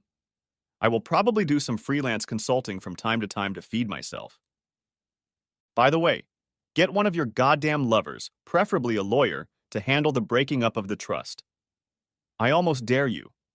If you try to do that, my lawyer has a videotape and would be happy to put it out in the public domain. I'm sure some social media outlets will be happy to make you all look like conniving assholes. Maybe even some of the yellow tabloids would want that information. You would look so good on the cover of the newspaper at the grocery store. I loved you and wish I could find the woman I married. I miss the loving woman you were, not the manipulative, cold-hearted, and calculating bitch you have become. Is it because of the power you have, or the prestige you have in society, that you believe you can do whatever you want, and that there will be no consequences? I have informed Jason and James that I will be out of the area for a while, and they will contact me as needed. I have also informed them that you are too busy with schoolwork to come with me. Anything else you want to tell them is up to you. I don't want a divorce at this time. It would cost too much, although I could demand alimony from you since on paper, you make a lot more money than I do. The fact that I am worth more is irrelevant. If you want a divorce, you'll have to file and pay the costs. I'm not going to fight you. You can sue me in a year and it won't matter if you find me then. What I can say is this. I am mortally disappointed in what you are doing in the club and wanted to do to me and make me do. You obviously have no love left for me. I don't care if you deny it, but what you are doing is not the act of a loving and caring wife. You are now free to do whatever you want, with whomever you want, including that asshole Amos. I won't stand in your way anymore. I don't know why I asked the questions in that note, because I'm not coming back to ask you to explain yourself again. My don't care is over, and I look forward to a time of healing away from you. By the time you read this letter, I will be hours away. Pick a direction, and you might be right. Also, don't try to find me on the phone again. What I don't forgive is actual stupefaction. The phone is used by my sons, but it will be discarded as soon as I feel you are following me or even trying to follow me. I already have another phone and a new number. And finally, have a happy life. I intend to. I hope you'll forgive me for not signing off with Love, John. The end. Thanks for watching. I hope you enjoyed it. So subscribe to my channel and watch the next video. I sat on a stool at my favorite bar after work, sipping the only beer I allowed myself while I waited for the bowling alley next door to open. At the other end of the bar sat a very beautiful, dark-haired woman trying to catch my eye. Finally, the bartender, Sam, put another beer in front of me, and I declined it. "It's not on the house, Ted. It's from the lady at the end of the bar," he said. "Thank her for me and give her the money back." "You can put it on my tab, pour it out, or do whatever you want with it," I said. A few minutes later, the brunette came over and sat on the stool next to me. She had a pretty face and clear eyes. "You probably shouldn't be sitting here," I said, and then took another sip of my beer. "Not taking the beer I bought for you wasn't very nice," she said. "Is there some reason you don't like me?" "I like you, but I don't know you. I have trust issues when it comes to women. Right now, my life is uncomplicated, and I like it that way. If you stay at this bar long enough, another guy will show up and you can buy him a beer. He'll probably be prettier, younger, richer, better looking." "What if I just like you?" she asked.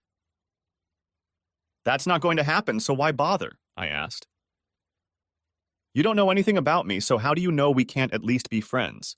she asked in response. "Let's see," I said, turning to look at her. "You're between 25 and 30 years old. You're educated. You have a good job. You have a nice body, and you want to show it off. But you're afraid to because you have a few small flaws you're obsessing over. You are either married and trying to cheat on your husband or recently divorced. You're conservative, but you like to think you're a little wild. And..." I paused and tilted my head slightly to the left before continuing. "You're actually a lot wilder than you think. You just need someone to bring this girl to the surface. Her ex or current husband was or is much older than you, and I remind you of either him or someone else. How many did I guess?" "Almost all of them," she said. "My husband died a little over a year ago. I stopped wearing my ring a week ago. Toward the end, there was no love left between us, but when he got sick, I still had to stay and care for him until the end, if only out of respect. And when he was gone, even though, as you said, I felt like he was holding me back, I just couldn't bring myself to look for someone else so soon after his death. But when I saw you, you reminded me so much of my first boyfriend, the one I left to marry my ex. Now I'm back at work and I'm in a business I think I'm gonna like, but I'm not too sure about it at the moment. What about you? She asked. You look young enough to decide to be alone for the rest of your life. And don't you have needs? I thought all men had, you know, wants. And when I look at you, I don't see the tough jerk you're trying to appear to be, she said. I see a sincere romantic. I think you've been hurt, and you're trying to build a wall around yourself. But it's not to shut people out as you think. I think it's to keep you from getting hurt again. So what made you act like this? I raised my beer so the bartender could see it. Play it again, Sam. And maybe you better get the lady another one. Sam brought us fresh drinks and I began my story. You may be right about romance, but that's not what I'd like to mean. I don't consider myself a romantic. Rather, I see myself as a simpleton because I really got caught up in it. I was happily married to the girl of my dreams about a year ago, but that dream turned into a nightmare on national television, so almost everyone knows what a fool I was. I met Ellie about 6 years ago at a party, and it was just love at first sight. I know some people don't believe that, but when I saw her, I became a believer. One minute I didn't know her from Adam, and the next minute, nothing in my life mattered but her. To me, she was the most beautiful girl in the world, but really probably about 6. She has fiery red hair and beautiful green eyes. Her eyes look like cat eyes, and they are so expressive that I could always tell by their expression what mood she was in and what the hell she was thinking. Damn, I loved this woman. A year after we met, we were married. I worked as an engineer for a large manufacturing company. We made suspension parts and steering knuckles for several major automakers. Ellie worked part-time as a waitress and became a homemaker when we got married. We planned to live together and enjoy life for a while before having children. This was due to her sister and brother-in-law getting married because he knocked her up and their lives were going to hell. They were constantly fighting about everything, and we just wanted to be smarter. Ellie's sister and brother-in-law and a few cousins and sisters-in-law scattered here, and there was her whole family. They lived in a trailer park about 5 miles from us. She actually lived with them until we were married. I think they were glad we got married because not only could they come over and use our pool whenever they wanted, but they got more room in the trailer since Ellie moved out. Ellie and her sister Sally were inseparable, and whenever I couldn't find her, all I had to do was call Sally or walk into the trailer and she was there. Most evenings when I got home from work, Allie, Sally, and Sally's husband Billy would gather in my living room. Allie and Sally were connoisseurs of the great American art form, daytime trash television. They lived and died by Jerry Springer, Judge Judy, The People's Court, and of course, The Maury Show. I never had a taste for that type of entertainment, since I was burdened with work and everything else. But I was glad Ellie had something she liked that kept her from being lonely when we were apart. She usually had dinner ready by the time I arrived, and after dinner we would just make ourselves comfortable and do things together. We both loved seeing new things and discovering new things as we explored the countryside. Ellie just loved to admire the scenery, and I loved to drive anywhere and for any occasion in my Arctic White 2008 Mustang GT Vert. For those who don't know, it's a California Special GT convertible. In fact, this car and Ellie went toe-to-toe in the war for my love, so having them both on the road together was a dream come true for me. The car had a cherry bomb exhaust system, which, although it violated California emission standards, sounded great. It also had cross-drilled and slotted rotors. The brake calipers were painted Arctic white to match the body, and all the glass and headlights were tinted. I love that car to this day. If it wasn't for Sally, none of this would have happened. I have nothing against Sally. She is an attractive woman in her own right, and she has the most genuine heart of anyone I know. She looks like Ellie, only a few years older, a little taller and a little fatter. Sally is also blonde. Sally has hit on me a couple times, and until it all blew up, I really thought she was doing it as a test. To see if I'd cheat on her sister if the opportunity presented itself. Of course, I turned her down both times and life got better. That was about a year ago, when Sally and Billy started fighting a lot more often than usual. They weren't the usual fights where they yell at each other and then kiss and make up. These fights began to last longer and spill over to those around them. Finally, Sally decided to go to the highest and most respected agency she could think of. I thought they would go to a marriage counselor, but of course I was wrong. Sally contacted Maury's show and was booked to appear on an episode about cheaters. Sally arranged for Billy to take a lie detector test on national television to find out if he was cheating on her. She also suspected that he had cheated with several women and had gotten one of the girls at the trailer park pregnant. Of course, Billy claimed he was completely innocent, and Sally was just upset because she was in her 30s and wanted to hold on to him. The girl she suspected of cheating on Billy was also going on the trip. She lived in the same trailer park and was only 19 years old. It all seemed like a circus to me, and I laughed looking at the whole situation. I was pretty sure Billy was guilty, but kept it to myself. I was also glad that Allie and I were nowhere near having this kind of difficulty. I wished them well and promised to record the show on the DVR so we could all watch it sometime in the future. That evening, Ellie let the boom down on me. She wanted to go to Connecticut to film the show too. Not only did she want to, but she felt she needed to go there. Just in case Billy cheated or was involved in something bad, Sally would need someone's support. Of course, for Allie, it was the chance of a lifetime to see her favorite show being filmed and recorded. It was a dream vacation for her. But since she wasn't involved in the case or the episode, the network wouldn't pay for her flight or hotel room, but I assured her that we'd have no problem sending her. That's when I learned that she was counting on me to take a few days of vacation and go as well. There was no way she would leave me home alone while she herself flew off to another state. She said she trusted me, of course, but she didn't need me to be tempted to hit the clubs and go to loose women while she was away. She was sure that too much free time was what got Billy in trouble. I suggested that perhaps Billy needed a job, but she only laughed. Besides, she reminded me that in our 5 years of marriage, we had never gone without fun unless one of us was sick or injured, and she wasn't about to start doing that now. So a few days later, we all flew to Stamford, Connecticut to shoot the show. We were met at the airport by an assistant director on the show's staff. Ellie and I went straight to the hotel, while the show staff went to a production meeting to outline what they needed to do for filming the next day. As soon as we were in the room, Ellie jumped up on the bed, pretending not to look at me. I could feel her eyes drilling my back as I unpacked our suitcases. "Isn't that what a woman is supposed to do?" I asked. "I'll show you what a woman is supposed to do," she smirked. Suddenly, Sally walked in without knocking. "What are you even doing here?" "Aren't you supposed to be in the studio?" said Allie. "They need Billy more than they need me. He has to take a lie detector test. They only needed to ask me a few questions and record one little snippet about what I think he's doing. They needed more from that whore than they needed from me," she said. "Do you think Billy is really cheating on me?" Allie didn't answer, only squeezed my hand tighter. I think she and I knew the answer to that question. Judging from Allie's unspoken reaction, I was sure she thought Billy was probably cheating on her sister. "Honey, I can't answer whether or not your man is cheating on you, but we're sisters. We'll help each other out in times of need. If he's cheating on you and you decide to throw his cheating to the curb, I'll be at your side if you need anything. If you and the kids need to stay with Ted and me for a while, we'll have plenty of room. Ellie, you are very lucky to have a man who loves you the way Ted does. I can't imagine him ever cheating on you. Can I tell you a secret?" she said quietly. "I already know," Ellie replied. "You've tested him a couple times. You love Billy too much to cheat on him.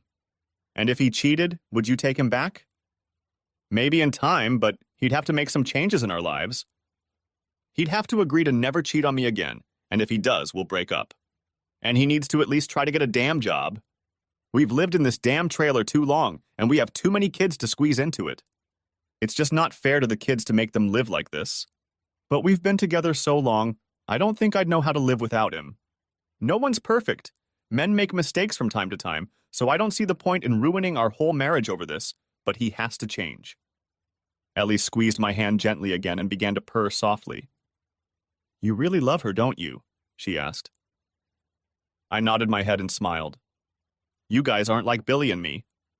Sometimes I think we're only together because we've been together so long that we don't know how to do anything else. But you really freaking love my skinny sister. I had no idea." She got up and went to her room. "I'm glad she's finally gone," Ellie whispered, pulling a blanket over herself. "And by the way, I love the hell out of you too. Till death do us part." The next morning, we all had breakfast together before the shoot. I noticed two things right away. First, Sally had gotten her hair and makeup done. She looked amazing, or at least amazing for Sally. Billy, on the other hand, looked like he hadn't slept that night. He looked at Sally as if he was truly afraid of losing her. Marilyn, the supposed other woman he slept with, was not driving with us, but being only 19 years old, we didn't think she would want to. We all got into the limo that had been sent. Billy, Sally, and Marilyn went one way, and Allie and I went the other when we got to the studio. The production facility was a large warehouse-like building with the sets from the TV show in the center. Around it were screening rooms, conference rooms, dressing rooms, and other areas. Around the set, of course, were cameras and all sorts of guys running around with headsets and setting up God knows what. In the back was a recording booth where technicians controlled camera angles and sound recording levels. Producers, directors, cameramen, and security people were constantly going in and out of this madness. When you watch the show, it seems like each segment only takes a few minutes. I saw the show several times when I was homesick or on vacation. I really thought we could come here for filming and be back at the hotel in an hour or two. We were there for 3 hours before they started filming our segment. Sally was the middle one of the 3 segments of the show they were filming that day. The first was a teenage mother who claimed that her neighbor's husband got her pregnant. He was a Protestant minister and claimed that as a man of God, he would never commit the sin of adultery. He and his wife vented all their rage on the teenage mother. They claimed that she was a woman of ill repute and her word meant nothing against the word of a good Christian minister and his godly wife.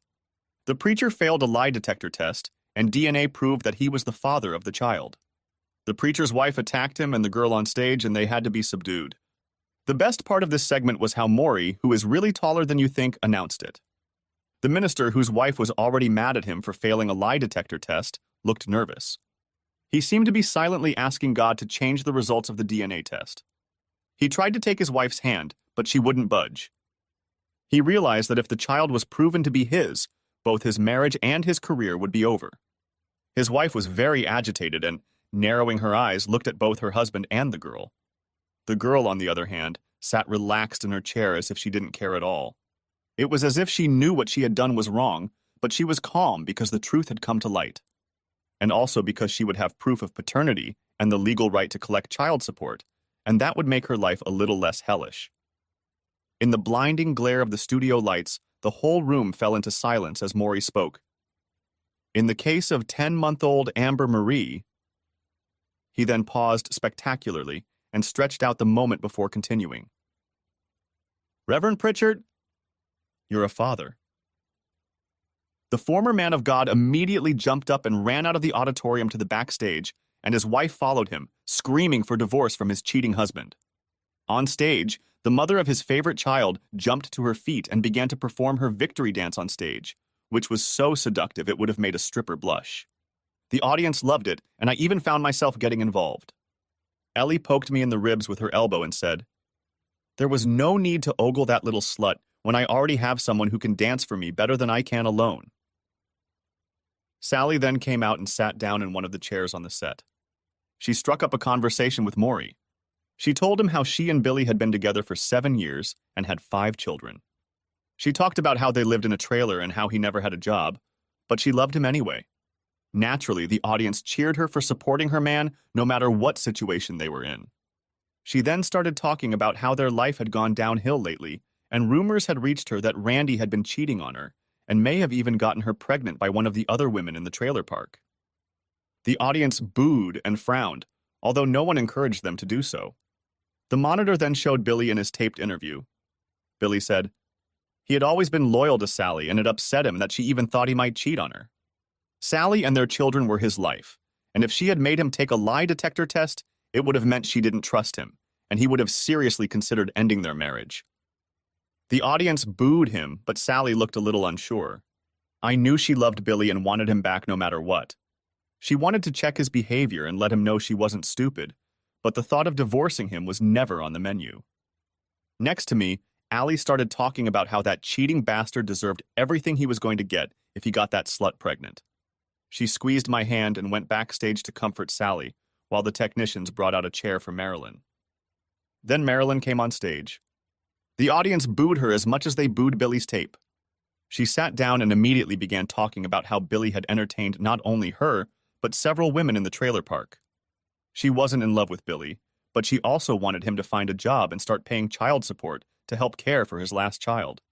She said she was sorry for what Sally had done, but Billy told her that he and Sally were going to divorce anyway.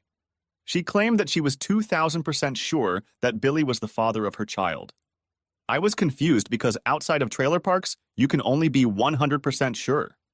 100% is all there is. Marilyn's statement, of course, made Sally cry, and Maury had to comfort her. To my surprise, Allie ran out on stage, hugged her sister, and tried to comfort her. "That cheating bastard is no good," Ellie said. I knew we would have to videotape the episode when it aired because it was Ellie's dream come true. She was actually on Maury's show. We'll probably have to watch it every day for the rest of our lives. Then they finally brought Billy out. I felt sorry for him as he walked down the ramp onto the set.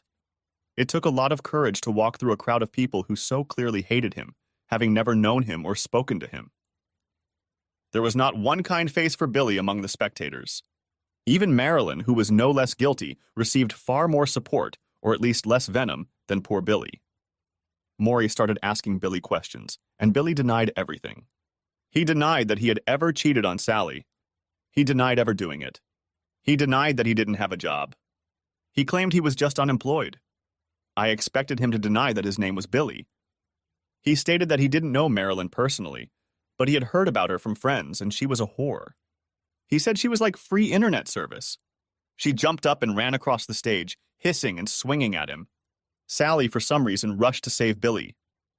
Allie, of course, rushed to her sister's aid, and the security guards had to separate them all.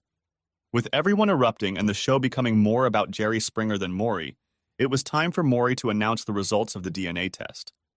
"In the case of 3-month-old Stephen," Maury began. "Billy, you're not the father." Marilyn jumped into the air, crying and screaming that the test was wrong, and ran off the stage. This time, Billy breathed a sigh of relief and started dancing on stage. "We have yet to announce the results of the lie detector test," Maury said. The audience, still hungry for dirt or blood, fell silent again. "We asked Billy if he ever had a thing with Marilyn," Maury said. Billy answered that he hadn't. Our lie detector test showed it was a lie, and he had done it more than 10 times. Billy began to argue that the test was wrong. Sally jumped up and punched him in the face with such force that the sound echoed throughout the studio. Allie pulled her back to her seat. "We asked Billy if he'd ever had sex with any woman outside of his marriage other than Marilyn," Maury said. He answered that he hadn't. Our lie detector test showed it was a lie that he had more than 5 other women and more than 50 times.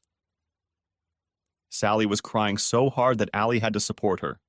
Billy dropped his head to his knees and begged Maury to stop reading out the results. The audience screamed, demanding a continuation, but Maury, despite seeming to care about Sally, just kept reading question after question. Each new revelation seemed to throw both Billy and Sally further out of whack, but Maury continued to read out the rest of the results. I felt sorry for Billy and Sally, but I couldn't resist the urge to laugh, because this whole situation was just unreal. Sally suddenly jumped up and started yelling at Billy. The fury in her eyes made Maury jump out of her way. "You goddamn bastard!" she screamed. I knew it had been cut out so the audience wouldn't hear it, but I knew exactly what she'd said. "Who were they? I want to know who those whores were that were worth more to you than your own children because I'm done with you," Sally shouted angrily. "Yeah, you sick bastard," Ellie shouted. "You don't need to talk, Allie," Billy said. And my world began to close in on me because I knew what he was going to say before he even said it. And like rain after the first roll of thunder on a sunny day, the words came out. Billy looked at my wife and said, "Since we both know you were one of those whores." The room was suddenly quiet and you could hear a pin drop. The cameras turned back and forth to Ellie and Sally to see her reaction. Ellie screamed "no" in slow motion and looked at me across the room, but I knew from the look in her eyes that it was true. "If you don't believe me, ask your man on a lie detector," Billy said. "He asked me if I've slept with anyone in your family." Sally turned to Allie and started hitting her. Allie was too busy looking for me to try to defend herself. But it was too late. Unnoticed, I slowly walked out of the studio. I walked out of the building and caught a cab to get back to the hotel. Back at the studio, Maury's team quickly canceled the next segment to give more time to the triangle of Sally, Allie, and Billy. I later learned that Allie repeatedly asked about me and where I was and was told I was backstage chilling.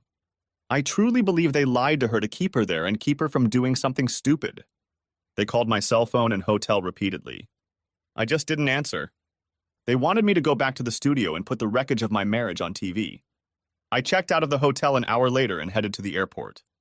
Although I wasn't scheduled to fly home until 2 days later to have time to edit the piece and do possible reshoots, I was able to change my flight and leave 90 minutes later. Back in the studio, Maury's team of producers and consultants convinced Ally, Sally, and Billy to go back on stage.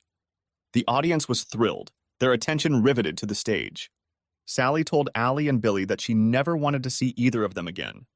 Billy apologized to her and swore that he would never touch another woman again in his life. He needed help because, like Tiger Woods, he was addicted to doing it. A counselor from Maury State volunteered to find him a therapy group for addicts in our area. And they convinced Ellie that for the good of their children, who needed a father, she should give him another chance. It took a few days, but they also got Sally to forgive Ellie, who was miserable. Of course, I didn't find out until a week later, and frankly, I didn't care. As soon as I got home, I called a lawyer and started divorce proceedings.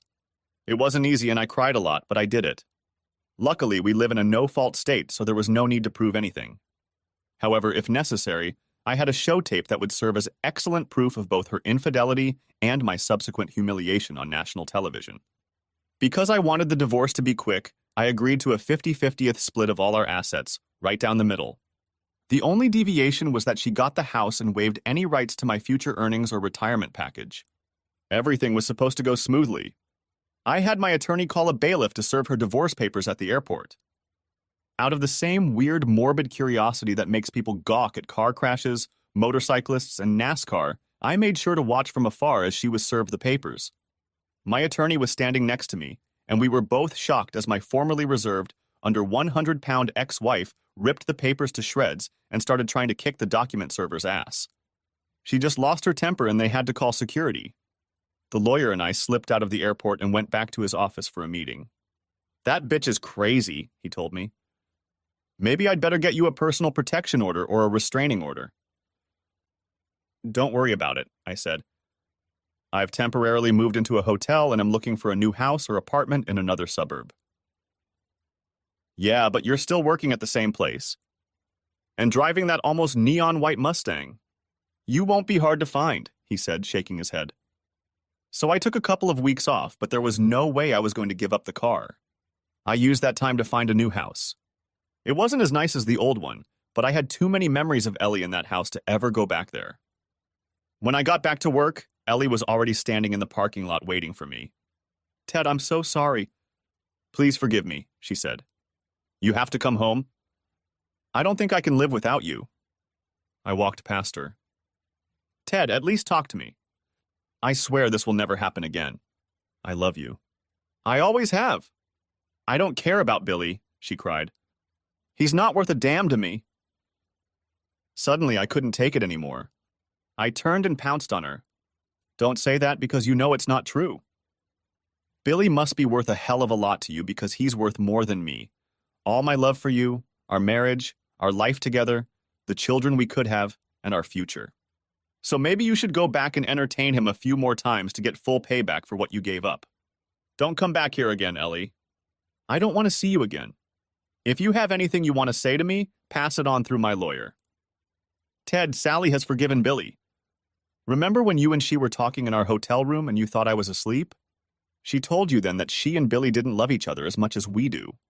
If she can forgive him, and he has cheated on her many more times and with many more people than I have to you, why can't you forgive me this time? I swear to you that this will never happen again. I'll get on my knees and beg you right now if I have to. You can't just throw away 5 years of happiness like that." "Okay, Allie," I said. "Get on your knees." She bent over in front of me and people started watching us. "Please take me back, Ted. Don't divorce me. I love you," she said. "No," I said and went into the building. That night I stayed and worked a little longer than usual. Walking out of the building, I was still wary. As I approached my Mustang, I noticed an old pickup truck parked right beside it. I looked around for Ellie and saw Sally sitting in the pickup. "Ted, I know she hurt you a lot," she began. "No one knows how much it hurts more than me. Billy's done it to me more than once, and I swear he knows this time will be the last time I take him back. My children will be better off without a father than with one who cheats and has other children with other women in our neighborhood, especially with someone who can't get a job anywhere or anything. But as much as it hurt me, I still accepted him back because in my own way I know he loves me. It may not be as strong and fabulous as you and your sister, but love in any shape or form is so rare that it has value. He may not be the best man in town or even in my trailer park, but he's mine. When I think of all the others who are left alone, who would die to have someone in their lives, it makes me feel a little better to forgive him again. People aren't perfect, Ted. We're all prone to lapses in judgment, mistakes, and just plain brainless slip-ups. But when you truly love someone, you have to let go of those human flaws from time to time. Less than a month ago, I was sure you were willing to sell your soul for my little sister, but I find it hard to believe you've let it all go so quickly. What about all the time you both put into this marriage? Has it all been wasted? How about for better or worse until death do us part? I don't want to take up all your time, but there are 3 other things I'd like you to think about. First, this girl loves you like there's no tomorrow, and she's in a lot of pain right now. She knows she messed up, and it's going to take time for you both to get back on track, but she wants that more than anything. Because whether you know it or not, you are her world. Secondly, it's not like she's really having an affair. This is Billy we're talking about. She's not trying to replace you or fall in love with someone else. She doesn't love Billy. It was just as entertainment. Just something to do while you weren't around her, and it meant nothing to either of them. Hell, I had to forgive them both. You only have to forgive Ellie. One last thing I want to say. Whatever you decide to do, please just talk to her. She knows she hurt you, and it's killing her. This girl thinks the sun rises and sets around you, and she hurt you. It may not even mean anything to you, but at least give her a chance to apologize. And to tell you the truth, Ted, I think it would do you some good yourself, because you don't look happy either. Then she hugged me, got back in her truck, and drove off. That night, I thought about everything that had happened in my life since I met Ellie. I thought about how much I loved her and how happy we were until I found out about what she was doing. I was really happy. I realized that I still didn't know how or why she did what she did. If I had no intention of going back to her, those things didn't matter. But if there was even a tiny chance that we could save our marriage, these things became important. The next morning, I called Sally. Billy picked up the phone, and as soon as I heard his voice, I hung up. Not 2 minutes later, my phone rang. "Honey, did you call to talk to me?" Ellie asked excitedly. "Well, began I. "Yes," she snapped back, interrupting me. "Yes to what?" I asked. "Whatever it takes to get us back together, I'll do it," she said. "I know I screwed up big time, and I swear I'll never do it again. But I'll do or say whatever it takes if it makes you give me another chance." "I was going to say I want to talk to Sally," I said. "Oh," she replied. Her mood clearly soured when she found out I wasn't calling to talk to her. "Ted, have I ever told you that I'm sorry? Or that I miss you so much I can't stand it? Do you know that I feel empty, like there's just a hole inside me?" she said quietly. "I'm sure Billy will find something to fill it with," I said coldly. "Look, I really didn't call to talk to you. Why aren't you at your house? Can I just talk to Sally?" "Sally's not here. She had to go to school to talk to one of the kids' teachers." "And when you say my home, if you mean our home, it just isn't home without you. I can't bear to be there and feel like you have to be there with me. Why do you even need to talk to my sister?" "Maybe I don't need to anymore." "Ellie, I really wanted to talk to her about what she said last night. It suddenly dawned on me that I don't know why you were having fun with Billy, or if there was anyone else. I also wanted to ask her how she manages to forgive that worthless asshole time after time, because I kind of wanted to think about talking to you again. But if you were really upset about what you did, you wouldn't be alone in that house with that asshole right now, would you? There's no hope for us, Ellie. I can see that now. Just sign the papers and let's move on." There was a hard click, followed by Ellie screaming and crying, and I just hung up. Sally called me about an hour later. Her voice was very strained, and I could tell she was angry. "Ted, why did you call her, just to torment her?" she asked. "I know she hurt you. But I thought you were the most mature person here. She's even worse now than she was before you talked to her. I had to give her something to help her sleep." "Sally, I didn't call her. I called to talk to you." Billy picked up the phone and I hung it up. Allie called me back a couple minutes later and I told her I only wanted to talk to you. I wasn't ready to talk to her yet, but until she spoke, I started to think that maybe we had a chance. I spoke in a slow and even tone, hoping to calm Sally down. Sally, what time do you have to pick the kids up from school? I asked.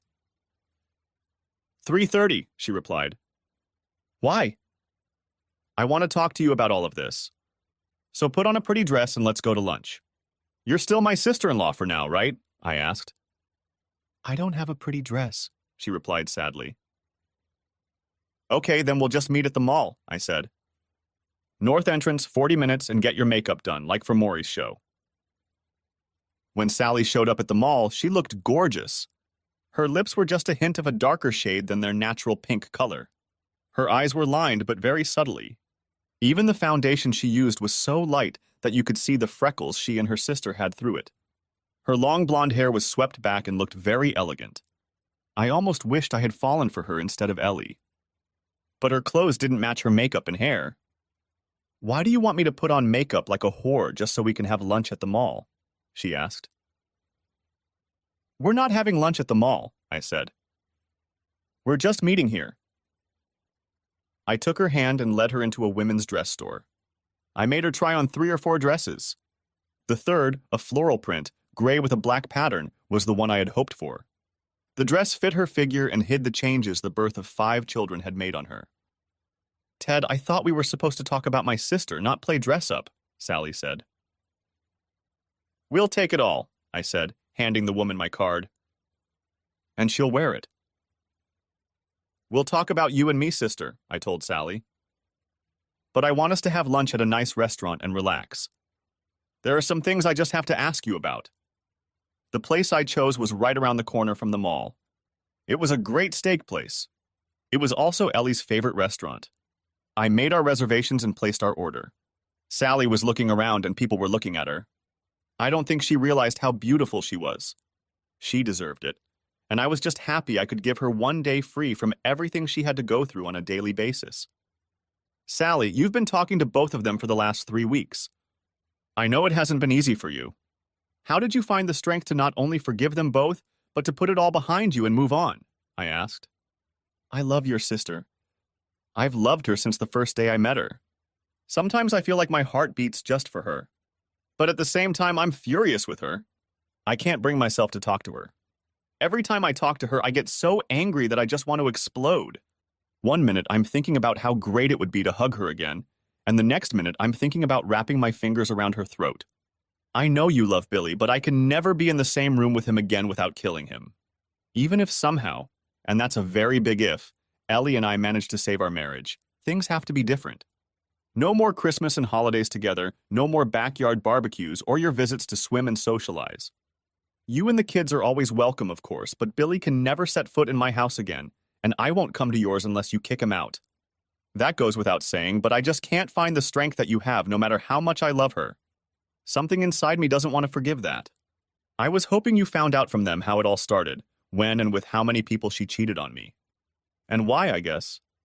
That would be good to know too. And then, like I said, I really want to know how the hell do you manage to ignore what that asshole does to you and keep living? Sally took another bite of steak and looked down at her plate.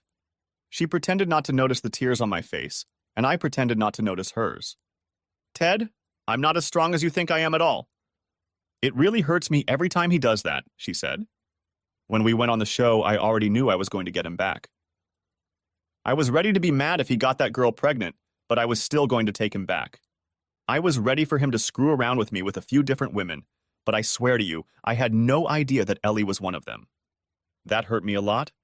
I was even more pissed off at Billy and really pissed off at Allie. But as for Billy, I still wanted him back.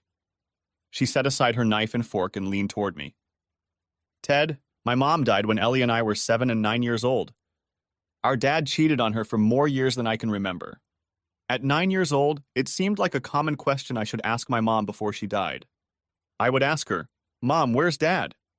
And she would just be sad and say he was with another woman and other kids. When she died, Ellie and I kind of raised ourselves. We learned a lot from our own experiences, learning what we should and shouldn't do, but we learned. I guess I'm kind of like my mom in some ways. I don't like the way Billy is, but I hope he will change or mature as he gets older. He's not a bad or abusive person. He has never hit me or the kids, even in anger. But he just can't keep his Johnson on a leash. I guess there are times when I look at my kids and wish they had a daddy who could go to work and bring money home, or wish we had a nice house and all that. But when I look at these kids, I see his smile in each of them. He is a part of each of my children, so I don't see how I can throw him away. I promise to love him for better as well as for worse, so I have to take the bad with the good. As for Ellie, there are still a couple times a day I just want to reach out and beat the crap out of her. I ask myself how she could do that to me. I would never do that to her. Even when I was fooling around with you, trying to see if you'd go for it, I knew you'd never do it. You love Ellie too much. And Ted, whether you know it or not, that's why this is so hard for you. It's because you love her so much. If you didn't love her, we wouldn't be having this conversation. You'd just get a divorce and try to do it in a way that didn't leave her with one damn dime. Right now, all of this is still raw and fresh, and you are still in a lot of pain. The anger you are feeling is taking precedence over love. It will take some time for things to balance out, and then we'll know how things will resolve. If anger takes over, you probably won't take her back, and that could destroy my sister or send her to the other side of the world. But if love wins, it will be even harder because you will want her back and your pride is already hurt, so it won't be easy and it will be hard. But I do believe that those people I saw in the hotel room 3 weeks ago will not let what they had die. I reached across the table and took Sally's hand and kissed it.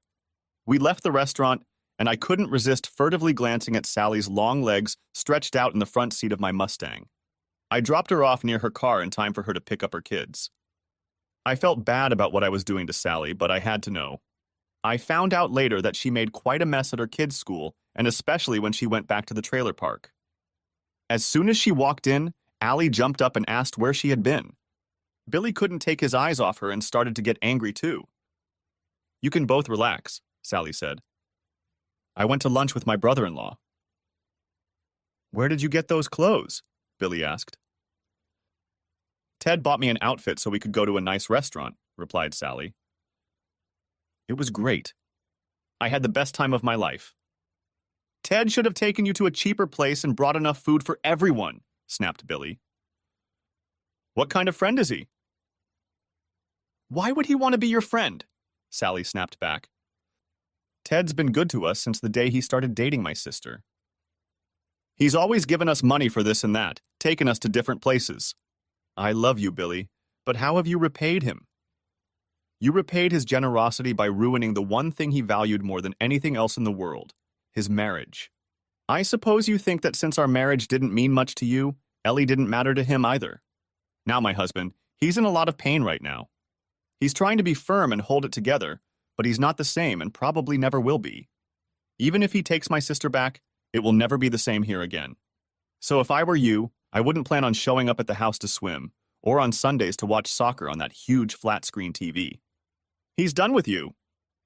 "Jesus, woman, you act like I've done something crazy," Billy said. "All I did was entertain Allie. Everybody does things with Ally, even Ted. So why shouldn't I take the opportunity? Besides, there's nothing special about her worth getting upset about. A man has to try different flavors from time to time.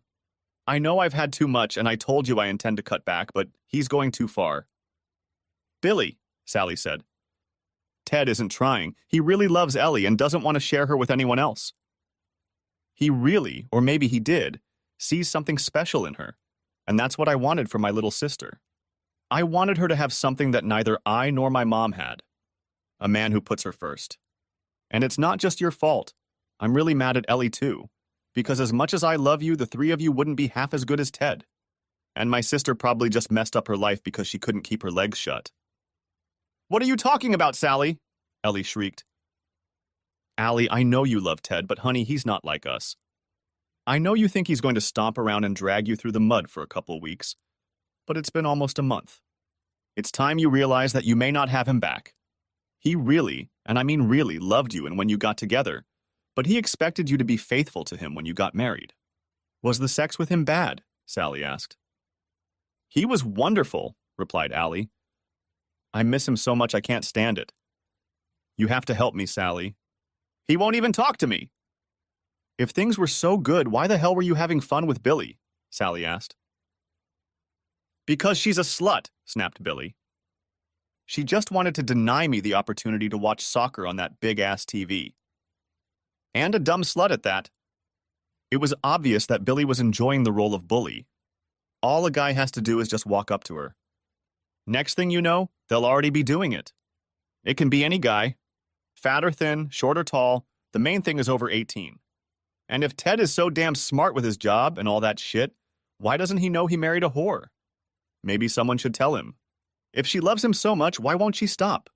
I guess I'll have to tell him so he knows what's really been going on all these years.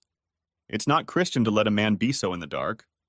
Does Ellie know that you had fun with the preacher at your wedding or with his boss?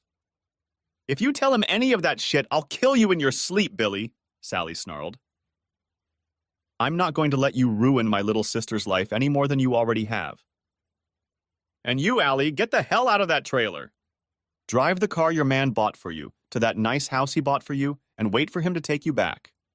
I'll try to talk to him for you, but that's all I can do. I bet she's having fun with him, Allie, Billy snapped back. I bet that's why he bought her all those damn clothes. I bet they've been having fun since you met him. Now that he knows about us, he's decided to trade your skinny ass for a real woman. Maybe that's why when he calls, he doesn't want to talk to you, his goddamn wife, or me, his brother-in-law and friend. He only wants to talk to Sally. Sally, then, Billy smirked. Does he only want you or my kids, too? Are those kids even mine?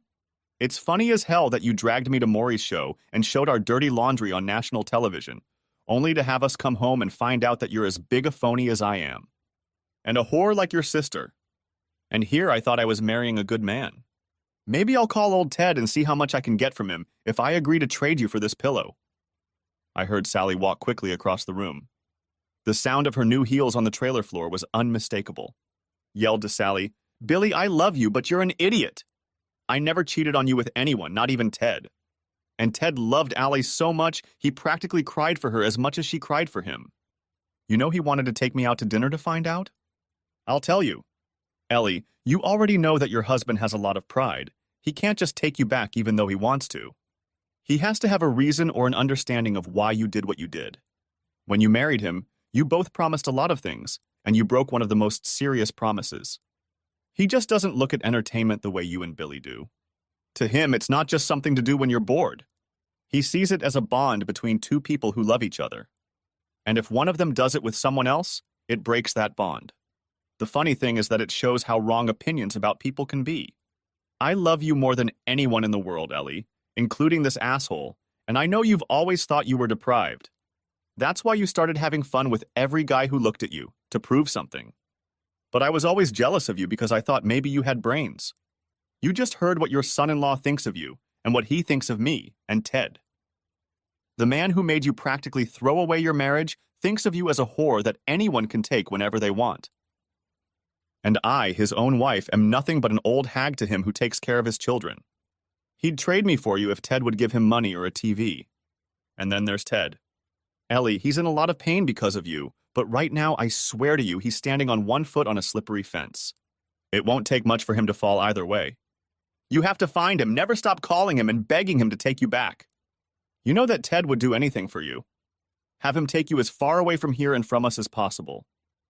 Ellie, Sally said slowly, I want you to realize something else. You know me, even after what you did to Billy. You know that I would never sleep with your man. I'm not that kind of woman. And deep down, ask yourself a question. How much does Ted love you? Do you really think he'd try to sleep with anyone but you? It's just so damn unlikely. So nothing happened with Ted today. In fact, we mostly talked about what it would take to get him to take you back. But if today is any indication of your life, I have to admit, I want it. You know how great today was? We went to the mall, he sat and watched while I tried on clothes, until we found the dress he wanted me in. Then he bought the dress, the shoes. And it wasn't that he bought me clothes. That was special. It was the fact that he was interested in seeing me at my best and seeing me happy. And when people looked at me, I smiled because I knew they thought I had a man who treated me like I was special. You may take these things for granted, but most women don't. You just don't know how lucky you are. You don't know how lucky you are that he still loves you. And you risked it all to be used by Billy and a bunch of dumbass trailer park guys who probably don't even remember your name. Please tell me you're not that stupid. Don't become one of those desperate old ladies in that trailer park trying to entertain every jock that walks by. Don't get to the point of having a bunch of kids who don't even know who their fathers are. Don't end up alone, daydreaming about something you once had but never got around to. Honey, you don't know what you have until it's gone. And you're on the verge of losing what may be your only chance at a wonderful life. The only thing I can be proud of is that all my kids have the same daddy. And no matter how shitty Billy is, I know that in his own way, Billy loves me, and no matter how bad he is, he's not going to leave me. If you lose Ted, what will your life be like? I'm tired of preaching, honey, but I'll tell you one thing. If you and Ted were to break up for good, I'd go after him myself. Then I heard Billy's loud laugh. She can't go, he said. She's just another trailer park whore.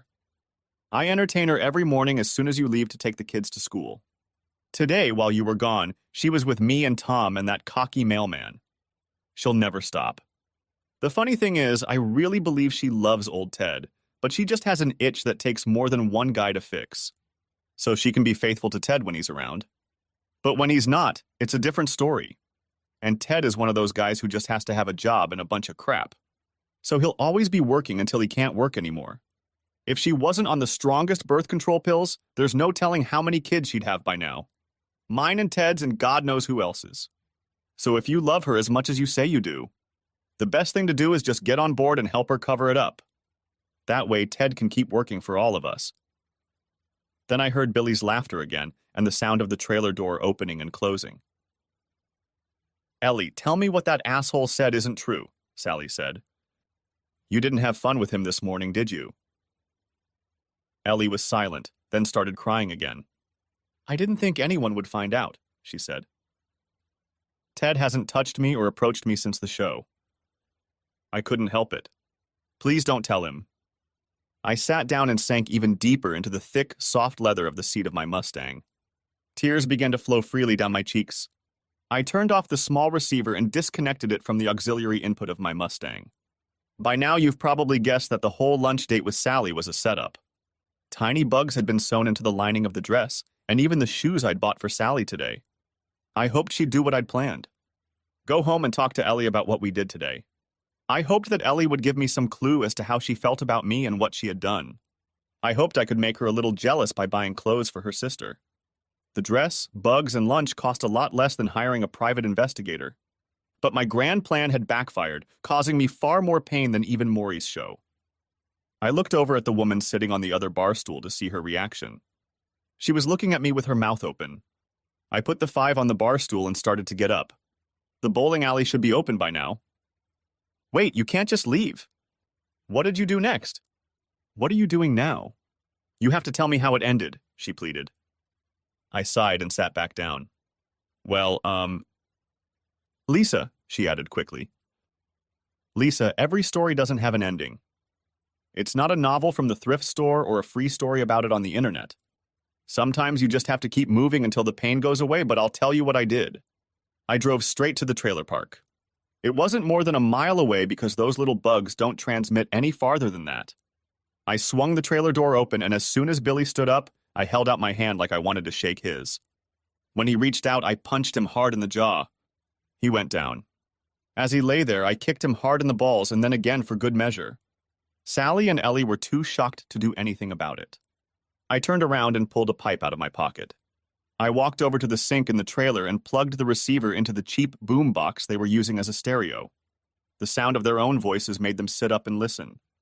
The only distraction was the moans of Billy, who was still squirming on the floor with a bloodstain growing in his crotch. Sally, you're too good for this hole and these people. I know you won't want to, but I'm offering you a chance right now. You and your kids will come with me. We will never look back, I said. Sally shook her head silently. Ellie started to scream as I turned to leave. What about us? Ted, I love you. I'm going to leave with you. I'm going to change. Please don't leave me. Don't divorce me. We can work this out. We have to. I won't let any other woman near you, including my sister. Ellie, I said sadly. The worst part about it is that I still love you, even after everything I heard on that tape. But I also hate you for the way you treated me. Sally said it best. You don't know what you have until it's gone. But she said it to the wrong person. You knew what you had. You had a man who loved you, was faithful to you, and would do anything to make you happy. I say had because I left, and I'm never coming back. Sally talked to me. I didn't know what I had until it was gone. Because I thought I had a wife who loved me and only me. I thought I had a love that would last my whole life. But that wasn't what I had, was it? And I didn't know that until even an iota of that love was gone, burned away in an instant by what I heard on that tape. I won't tell you what I had, what you are, because I'm too damn sweet to even say it. But you're gone forever. I mean it. Even if I'm angry and hurt now, and then I realize I still love you, it won't matter because I'll never be able to trust you. And without trust, we can't have a marriage. But don't worry about the divorce. I called my lawyer on the way here and asked him to cancel the divorce. I heard them both breathe a sigh of relief. They heard that I had decided not to divorce her. Then I smiled as coldly as I could and spoke again. You don't deserve a divorce? I'm going to do it trailer park style, just leave and start over somewhere else. Sooner or later I'll meet another woman and fall in love again. But I won't marry her. You made me lose faith in women. Besides, it's better this way. In a divorce, you'd have rights, a settlement, alimony, property division. If I just walk away, you don't get a damn thing. You don't even get the house because it's in my name. All you'll get is the sight of me walking away from your stupid ass. That's it. And I just walked out of the trailer, got in my Mustang, and drove off. Sally immediately started trying to call me. She told me that she thought Allie was as addicted to it as Billy was, and maybe they could put her in treatment. I told her not to worry because I'm just not interested in a wife who needs to be taught how not to have fun with me, or one that needs to be taught how to keep her legs closed. Over the next few days, Ellie stood me up at work and even found my house. It got to the point where I told my lawyer to write a restraining order. Ellie ignored him. In one awkward moment, she grabbed my leg as the police officers tried to pull her away from me. I realized that the only way to truly separate myself from her was to move out of state. So I quit my job and began the process of establishing a new life. Before leaving town, there were a few things I needed to do. I know I should have been above such petty things, but I couldn't help myself. The next morning, I visited the local post office with my attorney. I played the tape to the postmaster, and he turned pale when we mentioned the alienation of affection suit and a possible post office department lawsuit. We knew we couldn't sue the post office because it is a branch of the federal government, but apparently small-town postmasters don't see it that way because he called the postal operator, whose name was Ed, and immediately fired him. He also offered me a 5-figure sum to avoid taking the matter to court. He said he realized it wasn't much, but it would help me feather my nest, so I accepted. As I left the post office, I found Ed crying by his locker. I gave him a light pat on the shoulder. While he was squirming on the floor, I picked up his wallet and went over to his apartment to deliver the tape to his grumpy wife. She asked for a copy, so I'm sure divorce was in Ed's future. That left only Tom for my petty revenge. Tom prided himself on having the best trailer in the park. He was one of the few in the park who owned his own trailer, and it actually had wheels. When I pulled into the park without a lawyer, Tom was sitting in front of the trailer where Marilyn and her parents lived. I drove by and went up the hill to Tom's trailer. Once there, I pulled a trailer roller out of the trunk and attached it to Tom's hitch. Most trailers roll fine, but the trailer hitch and the posts and tiny wheels attached to it make them awkward to move unless they are towed. I quickly attached the roller and went around Tom's trailer, removing any bricks, wedges, or pieces of wood that might interfere with the easy movement of the trailer. What happened next was simple, just pushing the trailer to get it to start rolling down the slope, and gravity helped a lot. Tom's trailer was heading toward the lake. Once it started moving, it would be hard to stop it, especially since Tom would have to climb the hill and then run down the other side to keep his house out of the lake. When the trailer started rolling down the hill, everyone didn't notice it until a minute or two later, and when they did, they thought it was the funniest thing ever. I got the impression that not many of them liked Tom. After the trailer plunged into the lake, everyone gathered around to watch it sink. Tom came running in, out of breath from running. He was swearing and ready to be tied up. "Relax, Tom," someone said. "Your insurance will take care of it." Tom didn't have any insurance. Someone else fired up the grill, and they all grilled hot dogs and watched Tom's trailer sink. I guess some people will do anything for entertainment. I pulled Tom away from the scene and he came with me. He probably didn't know that I knew about him having fun with Ellie. "That's for Ellie," I said, and stroked Tom's belly, causing him to fall to the floor. After I let out my emotions, there was nothing else left in this town for me, so I set off in search of greener pastures. Before I left town, I liquidated all my assets, including quickly selling both houses and everything else we had accumulated during our marriage. Anything I couldn't sell, I burned.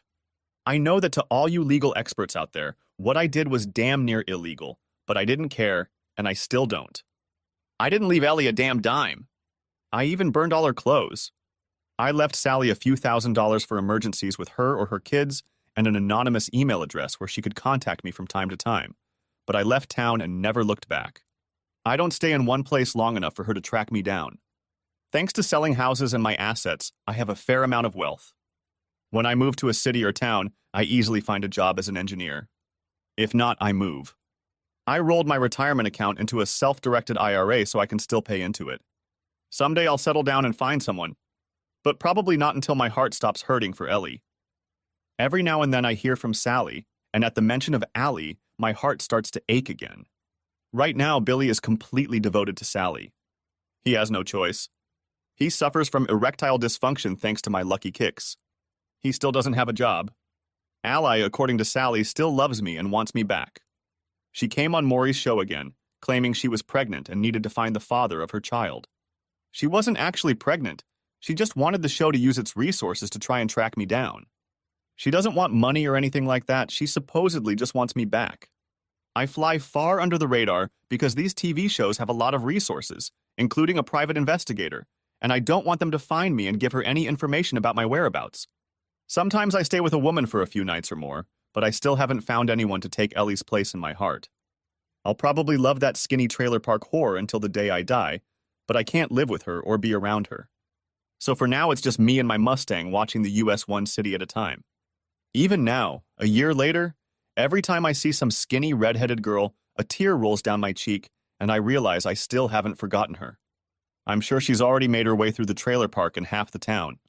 I know this isn't the ending you wanted or expected. In fact, it's not really an ending at all. If you want a better ending, I'll let you write it. Lisa threw her head back and finished her beer. She was a pretty woman with long dark hair and crystal clear blue eyes. You're definitely not what I expected, she said. But you'll do. She reached into her purse and pulled out her cell phone, gun, and badge license from there. As she dialed a number on her cell phone, I looked at the badge.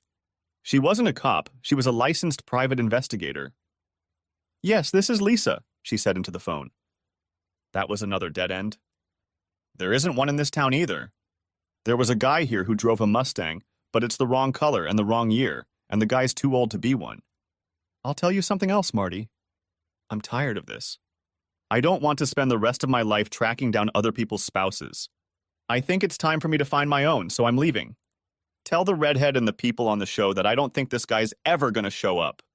She's wasting Maury's money and her life looking for him. Lisa stepped away from the bar, leaving her gun, badge, and phone in place. So, let's take a look at this Mustang, she said. I nodded and smiled at her as we headed for the door. 6 weeks later, I realized I was in trouble. Since Lisa and I had left the bar, I hadn't thought of Ellie once. I told Lisa about it one morning when she got out of the shower and headed toward me. She just smiled and said, Maybe the reason you don't have the ending to the Ellie story is because you missed it. The end of the Ted and Ellie story came when you left the Maury show, your marriage was over, and everything else was just an epilogue. You weren't looking for the end of Ted and Ellie for a long time. You were looking for the beginning of Ted and Lisa's story. This is the story of you and me and our family, and it will last for the rest of our lives. Thanks for watching, I hope you enjoyed it, so subscribe to my channel and watch the next video.